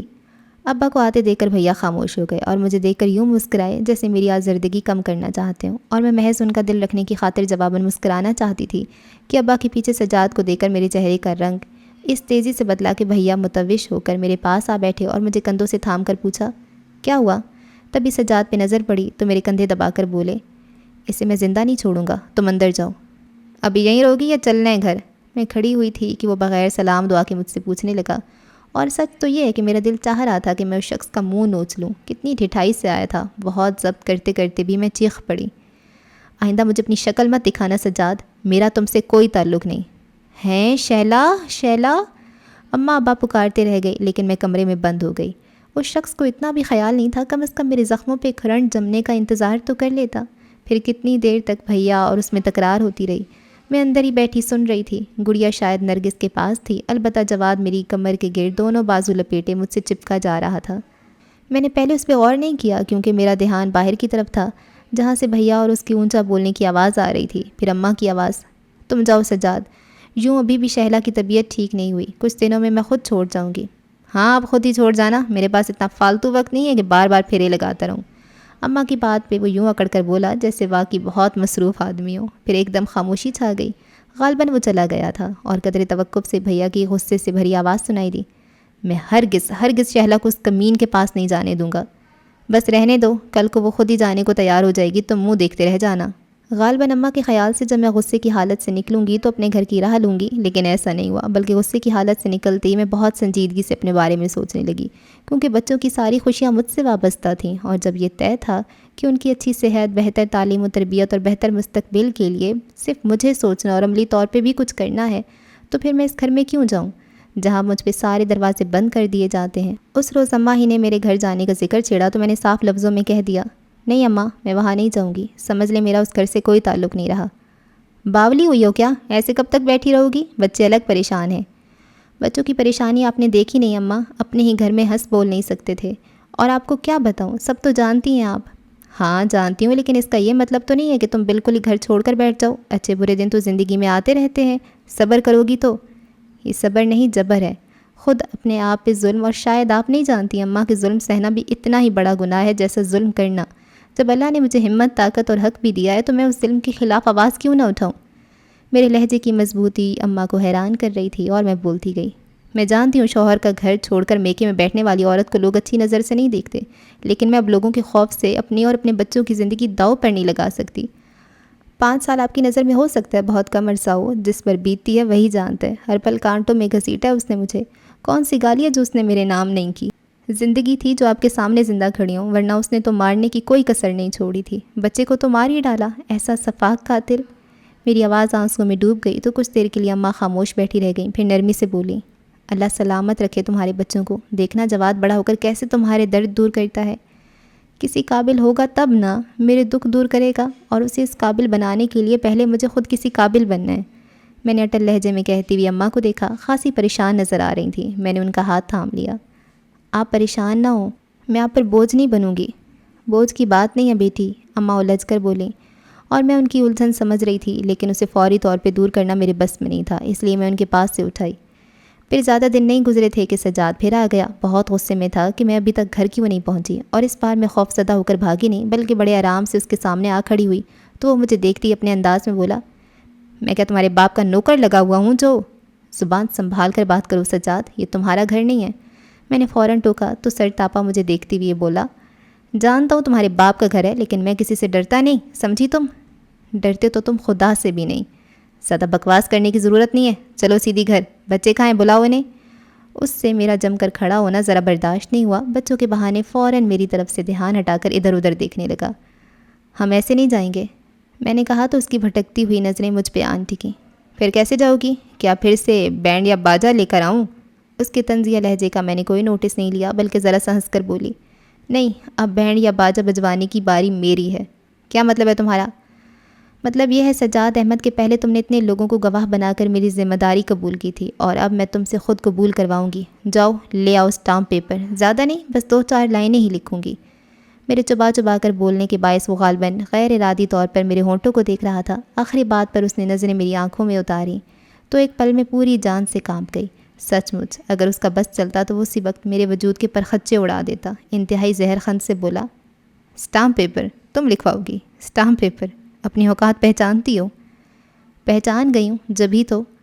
میں نے کہا تو کچھ دیر تک وہ کبھی نفی میں سر ہلاتا کبھی اثبات میں، پھر ہنوز اسی انداز میں بولا، بہت پہچان گئی ہو، ابھی بھجواتا ہوں اسٹامپ پیپر۔ میں نے اسے زمین کو پیروں تلے رونتے دیکھا، پتہ نہیں زوم تھا یا، اور اسی زوم میں اس نے اسٹامپ پیپر بھجوا دیا جس پر میرے لکھنے کو اس نے کچھ نہیں چھوڑا تھا۔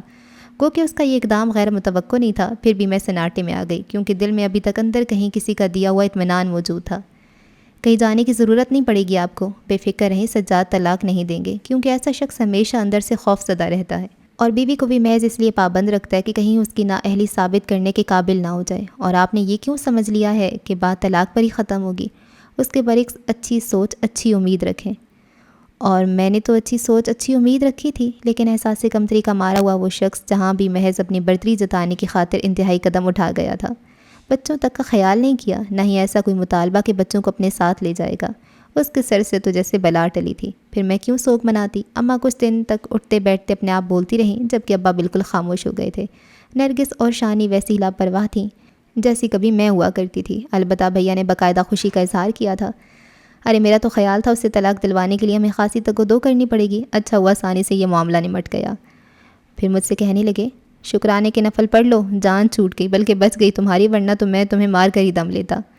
ہاں، پتہ نہیں کس جنم کا بدلہ لے رہا تھا، میں نے افسوس کے ساتھ کہا تو میری پلکیں نم ہو گئیں۔ جانے کیا کیا ستم یاد آئے۔ تب بھیا اٹھ کر میرے پاس آ بیٹھے اور میرے سر اپنے کندھے سے لگاتے ہوئے بولے، کیسی بے وقوف ہو، ابھی بھی رو رہی ہو؟ میرے ساتھ شروع سے ہی اچھا نہیں ہوا بھیا، اور میں نے تو کسی کو الزام نہیں دیا تھا، لیکن اماں مجھے الزام دیتی ہیں۔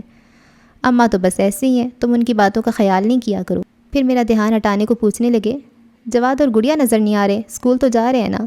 جی، ابھی شاید شانی کے ساتھ پڑوس میں گئے ہیں۔ جبھی خاموشی ہے، ویسے بچے یہاں آ کر بہت خوش ہیں، تم بھی خوش رہا کرو، اور دیکھو کسی چیز کی ضرورت ہو تو۔ بات ادھوری چھوڑ کر انہوں نے جیب سے پیسے نکالے اور میری طرف بڑھاتے ہوئے بولے، لو یہ رکھ لو۔ نہیں بھیا، یہ میں نہیں لوں گی۔ کیوں نہیں لوگی؟ انہوں نے زبردستی میری مٹھی میں دبا دیے، پھر کہنے لگے، نرگس اور شانی کو دیکھے، وہ تو میرے ہاتھ سے چھین لیتی ہیں، ان کی بات اور ہے۔ نہیں، میرے لیے تم تینوں برابر ہو، آئندہ ایسی بات نہیں کرنا، سمجھی تم؟ میں نے اس بات میں سر ہلا دیا۔ نہیں، میرے لیے تم تینوں برابر ہو، آئندہ ایسی بات نہیں کرنا، سمجھی تم؟ میں نے اس بات میں سر ہلا دیا۔ پھر جیسا کہ میں نے کہا تھا کہ ابھی زندگی مشکل ہے اور بعد میں مشکل ترین ہوگی، تو ایسا نہیں تھا، بلکہ مجھے مسلسل ذہنی پریشانیوں سے نجات مل گئی تھی۔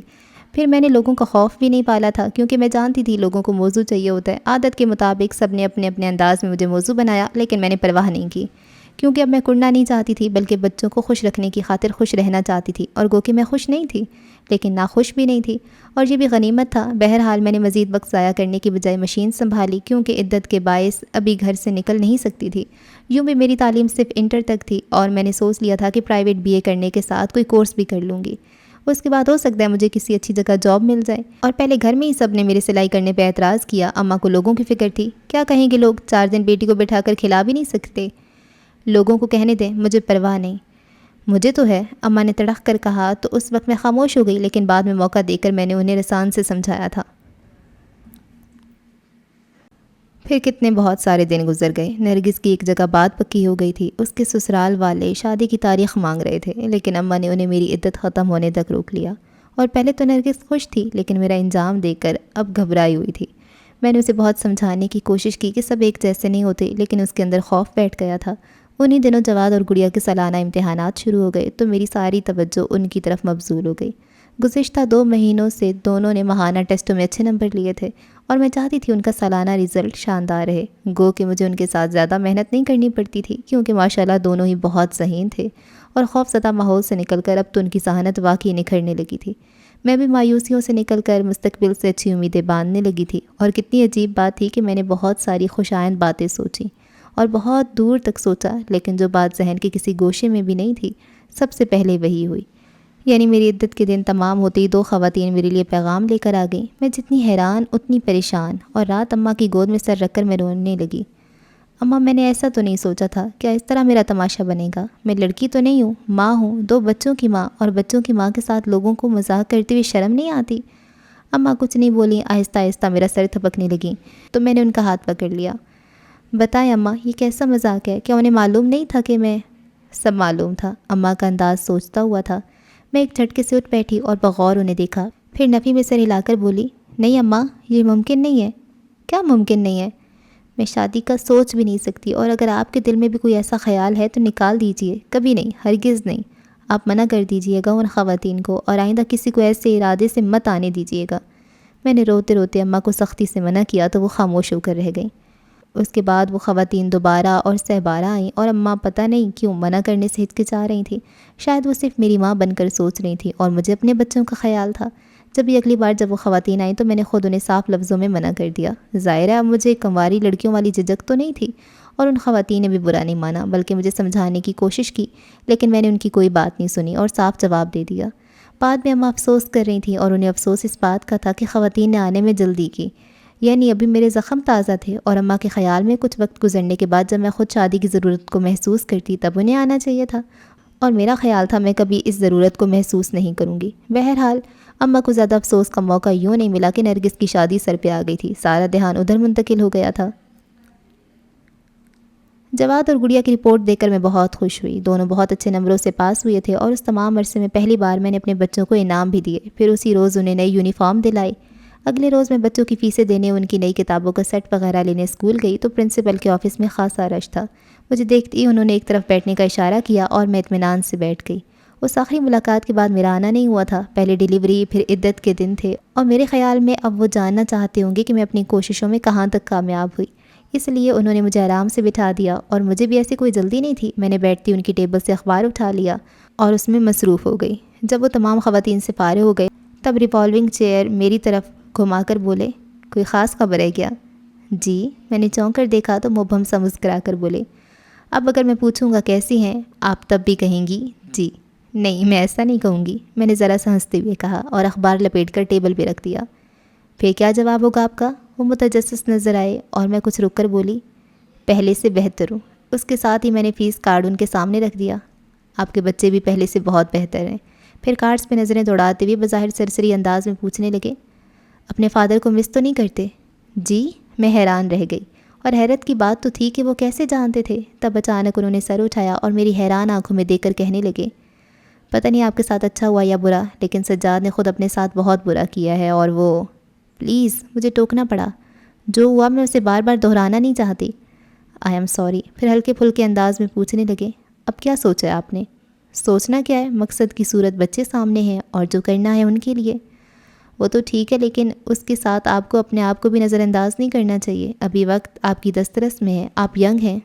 میں ہونٹ بھینچ کر نظریں چرا گئی تو کچھ دیر خاموش رہنے کے بعد وہ پھر کہنے لگے، میں جانتا ہوں آپ تلخ ترین دور سے گزری ہیں، اس لیے ایسی کوئی بات سننا بھی نہیں چاہیں گی، لیکن مسئلہ یہ ہے کہ آپ کے پاس یہی وقت ہے، بچے ابھی چھوٹے ہیں، آپ کی زندگی میں آنے والی تبدیلیوں کو قبول کر لیں گے، بعد میں مسئلہ ہوگا، بچے بڑے اور سمجھدار ہو گئے تو آپ ہمیشہ کے لیے پابند ہو جائیں گی۔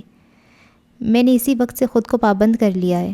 وہ سانس لینے کو رکے تھے کہ میں فوراً بول پڑی، سراسر زیادتی ہے یہ، وہی اپنے آپ پہ جبر، اپنی ذات کے ساتھ ناانصافی نہیں کریں گے کہ بعد میں سب کچھ پا کر بھی خالی پن کا احساس ہو۔ قدر توقف کے بعد کہنے لگے، اگر آپ نے یہ سمجھ لیا ہے کہ سب ایک جیسے ہوتے ہیں تو اس میں آپ کا قصور نہیں ہے، فطری سی۔ نہیں، میں ایسا نہیں سمجھتی۔ میں نے ان کی بات پوری ہونے نہیں دی اور وہ بھی فوراً بول پڑے، پھر تو آپ کو ضرور سوچنا چاہیے اور یہی وقت ہے۔ میں کچھ نہیں بولی، قصداً ان سے نظریں ہٹا کر سامنے وال کلاک کو دیکھنے لگی تو انہوں نے کتابوں کی لسٹ نکال کر میرے سامنے رکھ دی، پھر کہنے لگے، نئی فیس کارڈ ابھی نہیں جاری ہوئی ہے، 2-3 روز بعد میں جواد کے ہاتھ بھجوا دوں گا۔ اوکے، میں چلوں؟ جیسے آپ کی مرضی۔ وہ مسکرایا اور میں کتابوں کی لسٹ بیگ میں ڈال کر کھڑی ہوئی تو جانے کیوں یوں لگا جیسے کچھ رہ گیا ہو، بالکل غیر ارادی طور پر میں ادھر ادھر دیکھنے لگی۔ کچھ سمجھ میں نہیں آیا تو الجھ کر بولی، پتہ نہیں کیا چیز۔ ان پر نظر پڑی، بند مٹھی ہونٹوں پہ جمائے بغور مجھے دیکھ رہے تھے۔ میرے دیکھنے پر اپنی سیٹ چھوڑ کر کھڑے ہو گئے اور مسکرا کر بولے، آئیے میرے ساتھ۔ جی؟ نو کوسچن، آئیے۔ حتمی سا انداز تھا۔ میں پریشان سی ان کے پیچھے چل پڑی۔ گیٹ سے نکلتی انہوں نے میرے لیے گاڑی کا دروازہ کھول دیا اور مجھے لگا ادھر ادھر کوئی اور راستہ ہی نہیں ہے، ناچار بیٹھ گئی۔ میرا نام اجلال رازی ہے۔ گاڑی سٹارٹ کرتی ہی انہوں نے بولنا شروع کر دیا، میں اسکول کا صرف پرنسپل ہی نہیں، اونر بھی ہوں، لیکن یہ میرا ذریعہ معاش نہیں ہے، میرا اپنا بزنس ہے، امپورٹ ایکسپورٹ، جس کے بارے میں آپ جاننا چاہیں گی تو بعد میں تفصیل سے بتا دوں گا۔ البتہ اسکول کی بنیاد میرے والد نے رکھی تھی، انہیں پڑھنے پڑھانے سے بے حد شغف تھا، ساتھ ہی یہ دکھ کہ آج کل لوگوں نے تعلیم کو کاروبار بنا رکھا ہے۔ بہرحال انہوں نے ایک تو اپنے ذوق کی تسکین کی خاطر یہ سکول قائم کیا، دوسرا ان کا مقصد بہتر تعلیم دینا تھا، اور گو کہ مجھے ایسا کوئی شوق نہیں تھا، لیکن والد صاحب کے انتقال کے بعد مجھے ان کے قائم کیے ہوئے ادارے کو بند کرنا یا لاوارثوں کی طرح چھوڑ دینا گوارا نہ ہوا، بلکہ اب میری کوشش ہے کہ اس کے معیار کو بہتر سے بہتر بناؤں۔ خیر یہ الگ بات ہے، اصل بات یہ ہے کہ انہوں نے رک کر میری طرف دیکھا اور میں پریشان ہو رہی تھی کہ آخر ان کا مقصد کیا ہے۔ میری پریشانی بھانپنے کے باوجود وہ پھر اپنی بات کرنے لگے۔ میرے 2 بیٹے ہیں، نعمان سے تو آپ مل چکی ہیں، وہ میرا چھوٹا بچہ ہے، بڑا ارسلان 8 سال کا ہے، وہ میرے بھائی کے پاس امریکہ میں ہے۔ اصل میں میرے بھائی کی کوئی اولاد نہیں ہے، انہوں نے ارسلان کو مانگا تو میں انکار نہیں کر سکا، اس وقت وہ یہیں تھے، میری بیوی نے بھی کوئی اعتراض نہیں کیا تھا، پھر جلدی ہماری گود میں نعمان آ گیا، یوں ہمیں زیادہ محسوس نہیں ہوا۔ بہرحال میں آپ کو یہ بتانا چاہتا ہوں کہ آپ کی طرح میرے بھی 2 بچے ہیں، ارسلان تو خیر باہر ہے اور اسے کوئی کمی بھی نہیں، البتہ نعمان ماں کی کمی محسوس کرتا ہے۔ جی؟ میں چونک کر دیکھنے لگی۔ سال بھر کا تھا نومی کی اس کی ممی کی ڈیتھ ہو گئی۔ ونڈ اسکرین پہ جمی ان کی آنکھوں میں ہلکی سی اداسی اتر رہی تھی، جبکہ میرا وجود خاموشیوں کی زد میں تھا۔ کچھ دیر بعد وہ کہنے لگے، ہم اگر مکمل طور پہ اپنی ذات کی نفی کر دیں تب بھی بچوں کی زندگی کا یہ خلا پر نہیں ہوگا، تو کیا ایسا نہیں ہو سکتا کہ ہم… وہ قصداً خاموش ہو گئے اور میں بہت دھیرے دھیرے ان کی طرف سے رخ موڑ کر شیشے سے باہر دیکھنے لگی۔ میرا ذہن بالکل خالی تھا، کوئی سوچ نہیں تھی۔ شہلا؟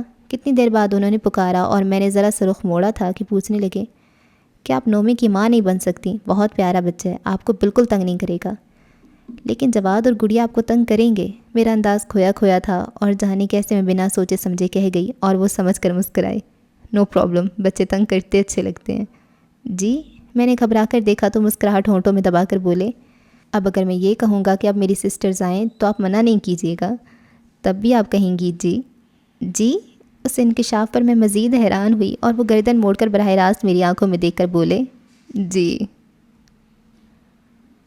میں اجلال راضی کے پروپوزل کو سوچنا بھی نہیں چاہتی تھی، اس لیے میں مسلسل اپنا دھیان ادھر ادھر لگائے رکھتی۔ یوں ہی کتنے بہت سارے دن گزر گئے۔ نرگس کی شادی سے فارغ ہو کر اماں ابا بجائے شانی کے بارے میں سوچنے کے میرے لیے فکر مند نظر آنے لگے، حالانکہ میں بار بار اماں سے کہہ چکی تھی کہ اب کہیں نہیں جانا، لیکن ان کی سمجھ میں میری بات نہیں آئی تھی، یا شاید وہ صرف ماں بن کر سوچ رہی تھیں اور میں بھی تو صرف ماں بن کر سوچ رہی تھی۔ پھر اس روز اجلال راضی کی بہنیں آئیں تو وہ پہلے بھی میرے انکار پر بجائے برا ماننے کے الٹا مجھے سمجھانے بیٹھ گئیں، اور اس وقت غالباً انہیں یہ یقین دے کر بھیجا گیا تھا کہ میں منع نہیں کروں گی، اس لیے آتی مجھ سے کہنے لگیں، تم اپنے دل سے ہر قسم کا خوف نکال دو، راضی ہمارا بھائی ہے، ہم اسے بہت اچھی طرح جانتے ہیں، وہ جو کام کرنا نہیں چاہتا اسی لیے صاف منع کر دیتا ہے، اور جس کام کی ذمہ داری قبول کرتا ہے اسے پوری ایمانداری سے نبھاتا ہے۔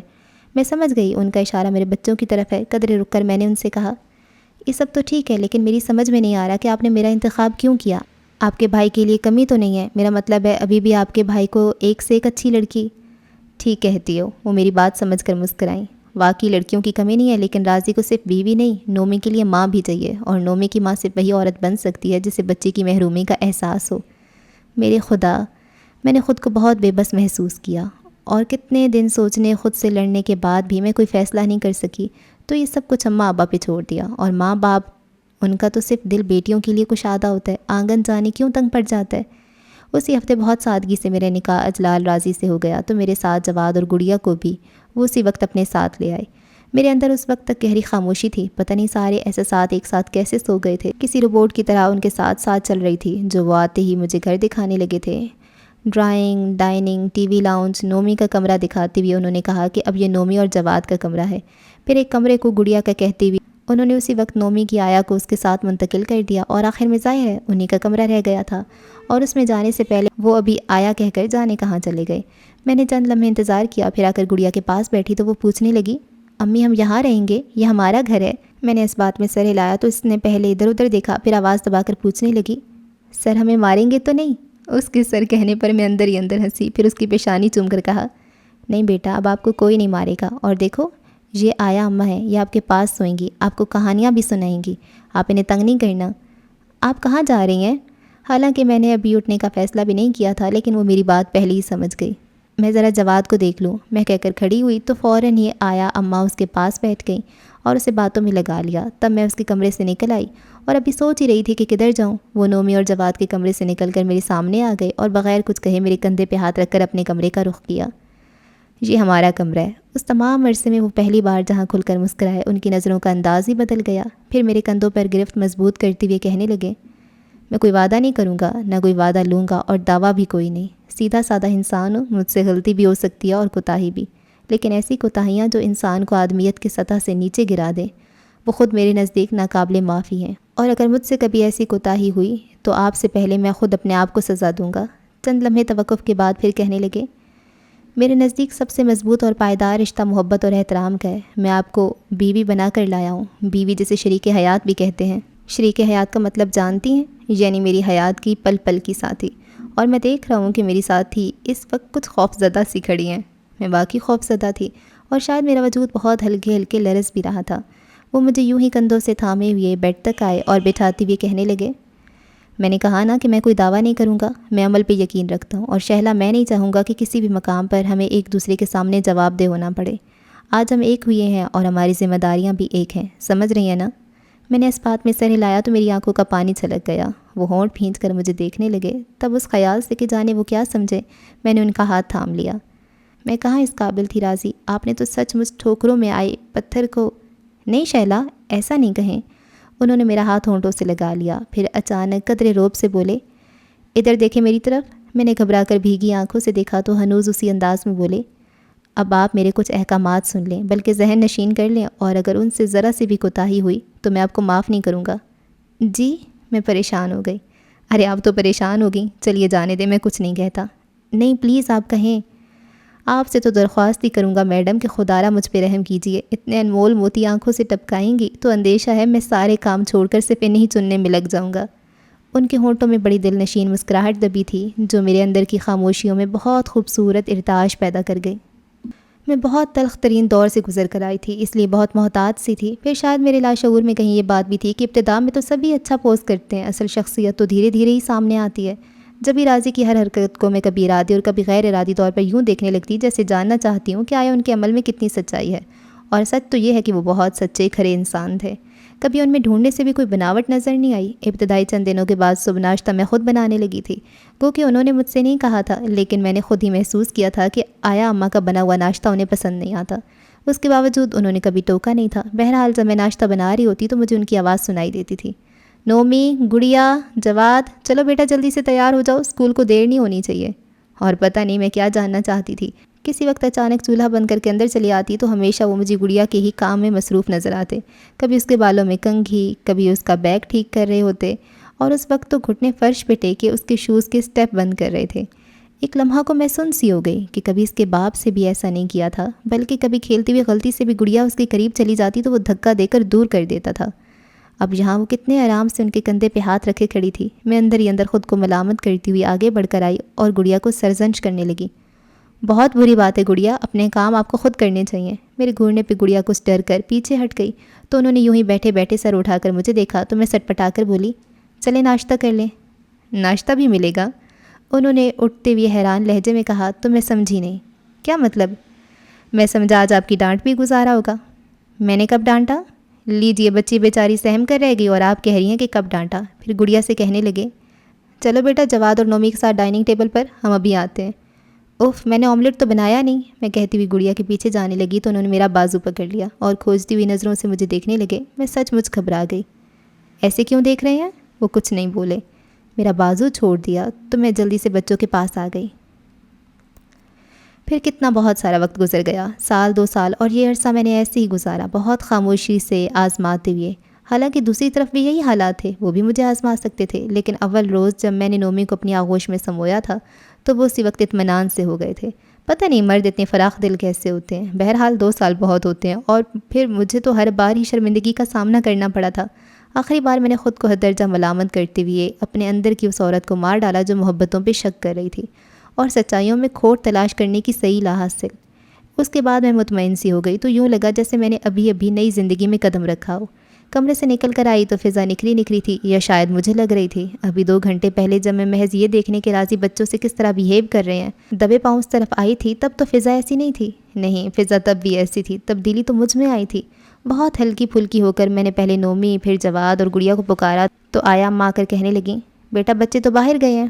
کب؟ کس کے ساتھ؟ میں حیران ہوئی۔ بہت دیر ہوئی، صاحب لے کر گئے ہیں، تم سو رہی تھیں؟ ہاں میں سو رہی تھی، میں نے گڑبڑا کر کہا اور لاؤنج میں آ کر ٹی وی آن کر کے بیٹھ گئی، لیکن پھر جلدی اکتا کر وہاں سے اٹھائی۔ یہاں وہاں کہیں دل نہیں لگ رہا تھا۔ حالانکہ آج کوئی پہلی بار تو راضی بچوں کو لے کر نہیں گئے تھے، اکثر شام میں ہم گھومنے جاتے تھے اور جب میرا موڈ نہیں ہوتا تھا تب بھی راضی بچوں کی بات نہیں ٹالتے تھے۔ مجھے یاد آیا اس وقت جب میں دبے پاؤں راضی کے پیچھے آئی تھی تو گڑیا ان سے پلے لینڈ جانے کی فرمائش کر رہی تھی۔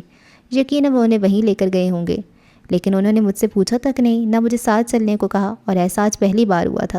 ظاہر ہے میں پریشان ہو گئی کہ کہیں میری کسی بات سے وہ خفا تو نہیں ہو گئے۔ میں صبح سے اب تک ایک بات سوچتی رہی اور ادھر سے ادھر ٹہلتی رہی۔ کوئی 10 بجے ان کی گاڑی کا ہارن سنائی دیا تو میں خود سب سے روٹ کر بیٹھ گئی۔ پہلے بچے بھاگتے ہوئے آئے، خوشی سے چمکتے ہوئے چہرے میری خفگی محسوس کرتی وہیں رک کر معصومیت سے ایک دوسرے کو دیکھنے لگے۔ تبھی وہ آ گئے اور انہیں خاموش کھڑے دیکھ کر پوچھنے لگے، کیا ہوا بیٹا؟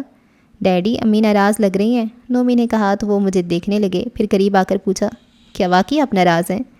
مجھ سے کوئی بات نہ کرے، میں نے قدرے غصے سے کہہ کر منہ موڑ لیا تو وہ بچوں سے کہنے لگے، یہ تو سچ مچ ناراض ہیں۔ اب کیا ہوگا ڈیڈی؟ کیا امی ہمیں چھوڑ کر چلی جائیں گی؟ یہ نومی کی گھبرائی ہوئی پریشان آواز پر میں نے چونک کر دیکھا، پھر بھی اختیار اسے کھینچ کر اپنے ساتھ لگا لیا۔ نہیں بیٹا، میں آپ سے ناراض تو نہیں ہوں، آپ تو میرے بہت اچھے بیٹے ہو۔ اب جلدی سے بتاؤ کہاں گئے تھے؟ پلے لینڈ۔ اور پتہ ہے امی، جب ڈیڈی نے گڑیا کو جھولے پہ بٹھایا تو وہ رونے لگی۔ وہ فوراً ہی بہل کر مجھے ساری رودات سنانے میں لگ گیا۔ گڑیا اور جواد بھی ساتھ ساتھ بولنے لگے۔ میں نے کستر ان کی طرف باتوں میں دلچسپی ظاہر کی، پھر کھانے کا پوچھا تو جواد کہنے لگا، ڈیڈی نے ہمیں کھانا بھی کھلایا تھا۔ پھر آپ جا کر سبق یاد کرو۔ میں نے تینوں کو بھیج دیا اور ان کی طرف دیکھے بغیر اٹھ کر اپنے کمرے میں آئی تو وہ فوراً میرے پیچھے آتے ہوئے بولے، تو گویا ساری ناراضگی ہم سے ہے۔ جی نہیں، میں کون ہوتی ہوں آپ سے ناراض ہونے والی؟ میرے تڑخ کر کہنے پر وہ ہنس کر بے ساختہ بولے، گھر والی۔ میں منہ موڑ کر جانے لگی، انہوں نے میرا ہاتھ پکڑ کر کھینچ لیا، پھر اپنے پاس بٹھاتے ہوئے کہنے لگے، میں نے کستن آپ کو ساتھ چلنے کو نہیں کہا تھا کیونکہ اس وقت آپ خاصی ڈسٹرب لگ رہی تھیں، ویسے اب تک تو آپ کو میرا اعتبار کر لینا چاہیے۔ کیا مطلب؟ میں سٹ پٹا گئی اور وہ دھیرے سے بولے، شہلا، میں نے اگر کوئی وعدہ نہیں کیا تو اس کا مطلب یہ نہیں ہے کہ آپ سرے سے ہی مجھے اپنی پریشانی بتائیں ہی نہ۔ کہیے کیا بات آپ کو پریشان کرتی ہے؟ میں نے گہری سانس کھینچ کر سر جھکا لیا۔ اب ان سے کیا کہوں؟ پھر انہیں منتظر دیکھ کر اچانک ہی مجھے یاد آیا تو میں کچھ رک کر بولی، وہ ایسے راضی کہ اس روز میں اماں کے گھر گئی تو انہوں نے بتایا تھا کہ سجاد بچوں کو لینا چاہتا ہے، کافی دھمکیاں دے گیا ہے۔ میری بات سن کر وہ کتنی دیر تک خاموش بیٹھے رہے۔ مجھے الجھن ہونے لگی تو ان کا ہاتھ ہلا کر پوچھا، راضی کیا وہ بچوں کو لے جائے گا؟ کم از کم میرے جیتے جی تو نہیں، پرسوچ انداز میں کہتی ہوئی انہوں نے مجھے دیکھا، پھر اپنے ہاتھ سے میرے چہرے پہ آئے بال ہٹاتے ہوئے بولے، بہت غلط کیا آپ نے، اکیلی پریشان ہوتی رہی، آپ کو اسی وقت مجھے بتانا چاہیے تھا۔ آئی ایم سوری، میں بتانا چاہتی تھی لیکن میں یہ بھی نہیں چاہتی کہ آپ خود کو کسی مشکل میں ڈالیں۔ میں نے غلط نہیں کہا کیونکہ میں نے واقعی اسی خیال سے نہیں بتایا تھا۔ کوئی مشکل نہیں ہے شہلا، آپ بالکل بے فکر ہو جائیں۔ سجاد صرف دھمکیاں دے سکتا ہے، عملی طور پہ کچھ نہیں کر سکتا۔ اگر بالفرض محال اس نے کورٹ کا سہارا لیا تو ہم اسے نااہل ثابت کر سکتے ہیں، اور جب تک وہ کسی اہلیت کا حامل ہو، بچے اتنے بڑے ہو چکے ہوں گے کہ فیصلہ ان پہ چھوڑ دیا جائے گا، اور بچے تو ہمارے ہیں جان، ہمیں چھوڑ کر کہاں جائیں گے؟ راضی، میں بے اختیار ان کے سینے میں منہ چھپا کر رو پڑی۔ کب کسی کو ایسے ہم سفر ملتے ہیں، میری کوئی نیکی ہی کام آئی ہوگی۔ زندگی میں کوئی کمی، کوئی تشنگی نہیں تھی، اور خوشیوں کے ہنڈوے پہ جھولتے ہوئے وقت گزرنے کا پتہ ہی نہیں چلا تھا۔ صبح جاتے ہوئے راضی نے کہا تھا شام میں کچھ مہمان آئیں گے، اور پھر جس شفیق مسکراہٹ سے انہوں نے گڑیا کو دیکھا، اس میں مہمانوں کی نوعیت سمجھ گئی۔ ساتھ ہی اس وقت سے میں خوشگوار سی حیرت میں مبتلا ہوں، یعنی پتہ ہی نہ چلا ہنستے کھیلتے بچے نوجوانی کی دہلیز تک آ گئے۔ میں نے یوں ہی بیٹھے بیٹھے گزرے ماہ و سال کو سوچ ڈالا۔ جب راضی کی رفاقت میں مکمل طور پہ اطمینان محسوس کرنے لگی تھی، تبھی انہوں نے مجھے مزید پڑھنے پر آمادہ کیا، اور جب میں نے ایم اے کر لیا تب انہوں نے اپنے والد کا قائم کیا ہوا اسکول میرے حوالے کر دیا۔ ابھی بھی میں اس کرسی پہ بیٹھی ہوں جس پر بیٹھنے والے اجلال راضی نے مجھے صبر اور جبر میں فرق سمجھایا تھا، اور یہ میری خوش نصیبی ہے کہ میں نے ان کی بات سمجھ کر بروقت اپنی زندگی کا فیصلہ کر لیا تھا، ورنہ جبر کو صبر کہتے کہتے تمام عمر ہو جاتی ہے، اور اس مقام پر میں اپنی کمعقلی کے باعث پھل نہ ملنے پہ خدا سے شاکی بھی ہوتی۔ بہرحال اس تمام عرصے میں نے کبھی اس سے سکتی ہوئی زندگی کو یاد نہیں کیا، حالانکہ میں بھولی کچھ بھی نہیں، پھر بھی میں یاد کیوں کروں؟ جب مجھے میری بساط سے بڑھ کر مل گیا بے حد چاہنے اور احترام دینے والا شوہر، بچوں کی خوشیاں اور جگمگاتا ہوا سنہرا مستقبل، جس کے لیے ایسا کوئی تردد نہیں کہ راتوں کی نیندیں حرام ہو جائیں، سامنے صاف اور واضح نظر آتا ہے۔ نومی اور جواد بی ایس سی کر چکے ہیں اور عنقریب مزید تعلیم کے لیے امریکہ جانے والے ہیں۔ گڑیا نے ابھی 3rd ایئر کا امتحان دیا ہے۔ پھر میری اپنی زندگی بہت کامیاب گزری ہے۔ امی، میں نے چونک کر دیکھا تو نومی اندر آتا ہوا بولا، آپ نے بتایا نہیں ڈیڈی کن مہمانوں کی بات کر رہے تھے؟ بیٹا وہ گڑیا کے لیے، میرا مطلب ہے گڑیا کو دیکھنے آ رہے ہیں۔ میں نے بتایا تو وہ حیرت سے چیخا، گڑیا کو دیکھنے؟ لیکن امی ابھی تو وہ اتنی سی ہے۔ کوئی اتنی سی نہیں ہے۔ پھر بھی امی ابھی نہیں، ہم امریکہ سے واپس آ جائیں تب، ورنہ آپ اور ڈیڈی اکیلے ہو جائیں گے۔ ہمارا بھی یہی خیال ہے۔ پھر آپ مہمانوں کو منع کر دیں۔ وہ فوراً بولا، نہیں دیکھنے میں کیا حرج ہے، اگر پروپوزل اچھا ہوا تو منگنی کر دیں گے، شادی تو تم لوگوں کے آنے پر ہی ہوگی۔ میں نے اسے اطمینان دلایا، پھر کتنے بہت سارے کام یاد آنے پہ اٹھ کھڑی ہوئی۔ شام میں مہمان اپنے وقت پر آئے، دیکھنے میں ہی پڑھے لکھے معزز نظر آ رہے تھے۔ ان کا بیٹا ڈاکٹر عثمان، جس کا وہ پروپوزل لائے تھے، وہ بھی ساتھ تھا، خاصا خوش شکل نوجوان۔ مجھے گڑیا کے لیے پہلی نظر میں اچھا لگا، لیکن فیصلہ راضی کو کرنا تھا، اور ظاہر ہے وہ پوری چھان بین کے بعد ہی کوئی فیصلہ کرتے۔ بظاہر وہ لوگ بہت خوش تھے، اور خاتون بار بار مجھ سے گڑیا کی تعریف کر رہی تھیں، پھر جاتے جاتے دوبارہ جلد آنے کا کہہ گئیں۔ رات میں راضی نے مجھ سے پوچھا تو میں نے ان سے یہی کہا، میں کچھ نہیں جانتی، اگر صرف دیکھنے تک کی بات ہے تو لڑکا بھی اچھا تھا اور اس کے ماں باپ بھی، باقی آپ جانیں۔ گویا میں نے بڑے آرام سے یہ ذمہ داری بھی ان کے سر ڈال دی، جسے انہوں نے قبول کر لیا۔ ساتھ ہی مجھے گڑیا کی رائے لینے کو بھی کہا، اور اگلے روز میں بھی گڑیا سے بات کرنے کا سوچ ہی رہی تھی کہ ڈاکٹر عثمان کی والدہ کا فون آ گیا۔ ان کی بے صبری پر مجھے ہنسی آئی۔ کل بھی وہ جواب دینے پہ اصرار کر رہی تھیں۔ میرے سلام کا جواب دیتے ہی کہنے لگیں، بیگم راضی، کل آپ کو دیکھنے کے بعد سے میں مسلسل یہ سوچتی بلکہ الجھتی رہی ہوں کہ اس سے پہلے آپ کو کہاں دیکھا ہے، اور ابھی یاد آیا ہے کہ… جی۔ ان کے خاموش ہو جانے پر میں نے ٹوکا تو قدر توقف سے وہ پوچھنے لگی، اکرام علی کو جانتی ہیں آپ؟ کون اکرام علی؟ مجھے بالکل یاد نہیں آیا۔ وہ جن کی بیگم نعیمہ خاتون ہیں۔ انہوں نے سجاد کی بڑی بہن کا نام لیا، جو اکثر میرے پاس آیا کرتی تھی، اور میں فوری طور پہ کوئی جواب نہیں دے سکی۔ اصل میں سوچنے میں لگ گئی کہ ان کے حوالے سے کیا کہنا چاہتی ہیں، اور میری خاموشی کو جانے کیا رنگ دے کر وہ کہنے لگیں، اس کا مطلب ہے آپ وہی ہیں، یعنی نعیمہ خاتون کی بھاوج؟ ہوں نہیں، کبھی تھی، اب میرا ان سے کوئی تعلق نہیں۔ میں فوراً سنبھل کر بولی، وہ تو ٹھیک ہے، لیکن اس حقیقت کو بھی نہیں جھٹلایا جا سکتا کہ آپ نے سجاد سے طلاق لے کر اجلال راضی سے شادی کی۔ وہ پتہ نہیں کیا کہنا چاہتی تھی، میری سمجھ میں بالکل نہیں آیا، اور ان کی بات پر میں یہی کہہ سکی، میں نے کبھی اس حقیقت کو نہیں جھٹلایا۔ آپ جھٹلا سکتی بھی نہیں۔ آپ کہنا کیا چاہتی ہیں؟ مجھے ان کے رویے نے بے حد الجھا دیا۔ مجھے افسوس ہے بیگم راضی، میں ایک ایسی عورت کی بیٹی کو بہو نہیں بنا سکتی جو… ایک منٹ، میں نے انہیں مزید بولنے سے روک دیا، پھر وہ مشکل لہجے پہ قابو پا کر بولی، جس پہ آپ گرفت کر رہی ہیں وہ گناہ نہیں، میرا حق تھا۔ کس کتاب میں لکھا ہے شوہر کے ظلم و زیادتی کو زندگی کی آخری سانسوں تک برداشت کرتے رہنا چاہیے؟ اگر وہ شخص 2 کی بجائے 1 وقت کی روٹی بھی مجھے عزت کے ساتھ دیتا تب بھی میں برداشت کرتی، اور میرا معاملہ صرف میرا نہیں تھا، میرے بچوں کی زندگی کا تھا۔ آخر یہ سب گزری باتیں ہیں جنہیں میں دہرانا نہیں چاہتی، اور نہ ہی مجھے آپ کے سامنے کوئی صفائی پیش کرنے کی ضرورت ہے۔ آپ آئیں، آنے کا شکریہ، میری بیٹی کے لیے کمی نہیں ہے۔ میں نے فون بند کر دیا۔ اس کے بعد اپنے کمرے تک آتے آتے میں نڈھال ہو چکی تھی۔ کچھ دیر بعد گڑیا آئی تو میں نے اسے یہ کہہ کر ٹال دیا کہ میرے سر میں معمولی سا درد ہے، میں کچھ دیر سونا چاہتی ہوں۔ اس کے بعد سارا دن وقفے وقفے سے تینوں بچے میرے کمرے میں جھانکتے رہے اور میں ان کی آہٹ سنتے ہی سوتی بن جاتی، جبکہ مجھے ایک پل کو بھی نیند نہیں آئی تھی۔ میرے ذہن میں مسلسل لاوا پکتا رہا۔ شام میں جس وقت راضی آئے، ضبط کی انتہاؤں کو چھو کر میری آنکھیں سرخ اور پپوٹے بھاری ہو رہے تھے۔ غالباً بچوں نے باہر ہی انہیں بتا دیا تھا کہ میری طبیعت ٹھیک نہیں ہے۔ فوراً میرے پاس آئے اور میری آنکھوں سے بازو ہٹاتی پریشان ہو گئے۔ کیا ہوا شیلا؟ ایسا شہد اگیں لہجہ میری نس نس میں اتر گیا، پھر بھی میں کچھ بول نہیں سکی۔ تو انہوں نے اونچی آواز میں بچوں کو پکارا اور ان کے آتے پر باقاعدہ ان کی کلاس لینے لگے کہ جب میری یہ حالت تھی تو انہوں نے آفس فون کر کے انہیں کیوں نہیں بتایا، یا کم از کم ڈاکٹر کو ہی بلا لیتے۔ تینوں بچوں خاموشی سے سر جھکائے کھڑے تھے۔ مجھے ان پہ ڈھیروں پیار کے ساتھ رحم بھی آیا تو میں نے دھیرے سے راضی کے ہاتھ پہ اپنا ہاتھ رکھ دیا۔ انہوں نے سمجھ کر بچوں کو جانے کا اشارہ کیا، پھر جیسے ہی مجھے دیکھا میں آہستہ سے بولی، میں ٹھیک ہوں راضی۔ راضی کی جان نکال دیتی ہیں آپ، سچ بتائیں کیا ہوا ہے؟ کیا نومی یا جواد نے بدتمیزی کی ہے؟ میں ابھی شوٹ کر دوں گا انہیں۔ نہیں راضی، میں ان کا ہاتھ آنکھوں پہ رکھ کر رو پڑی۔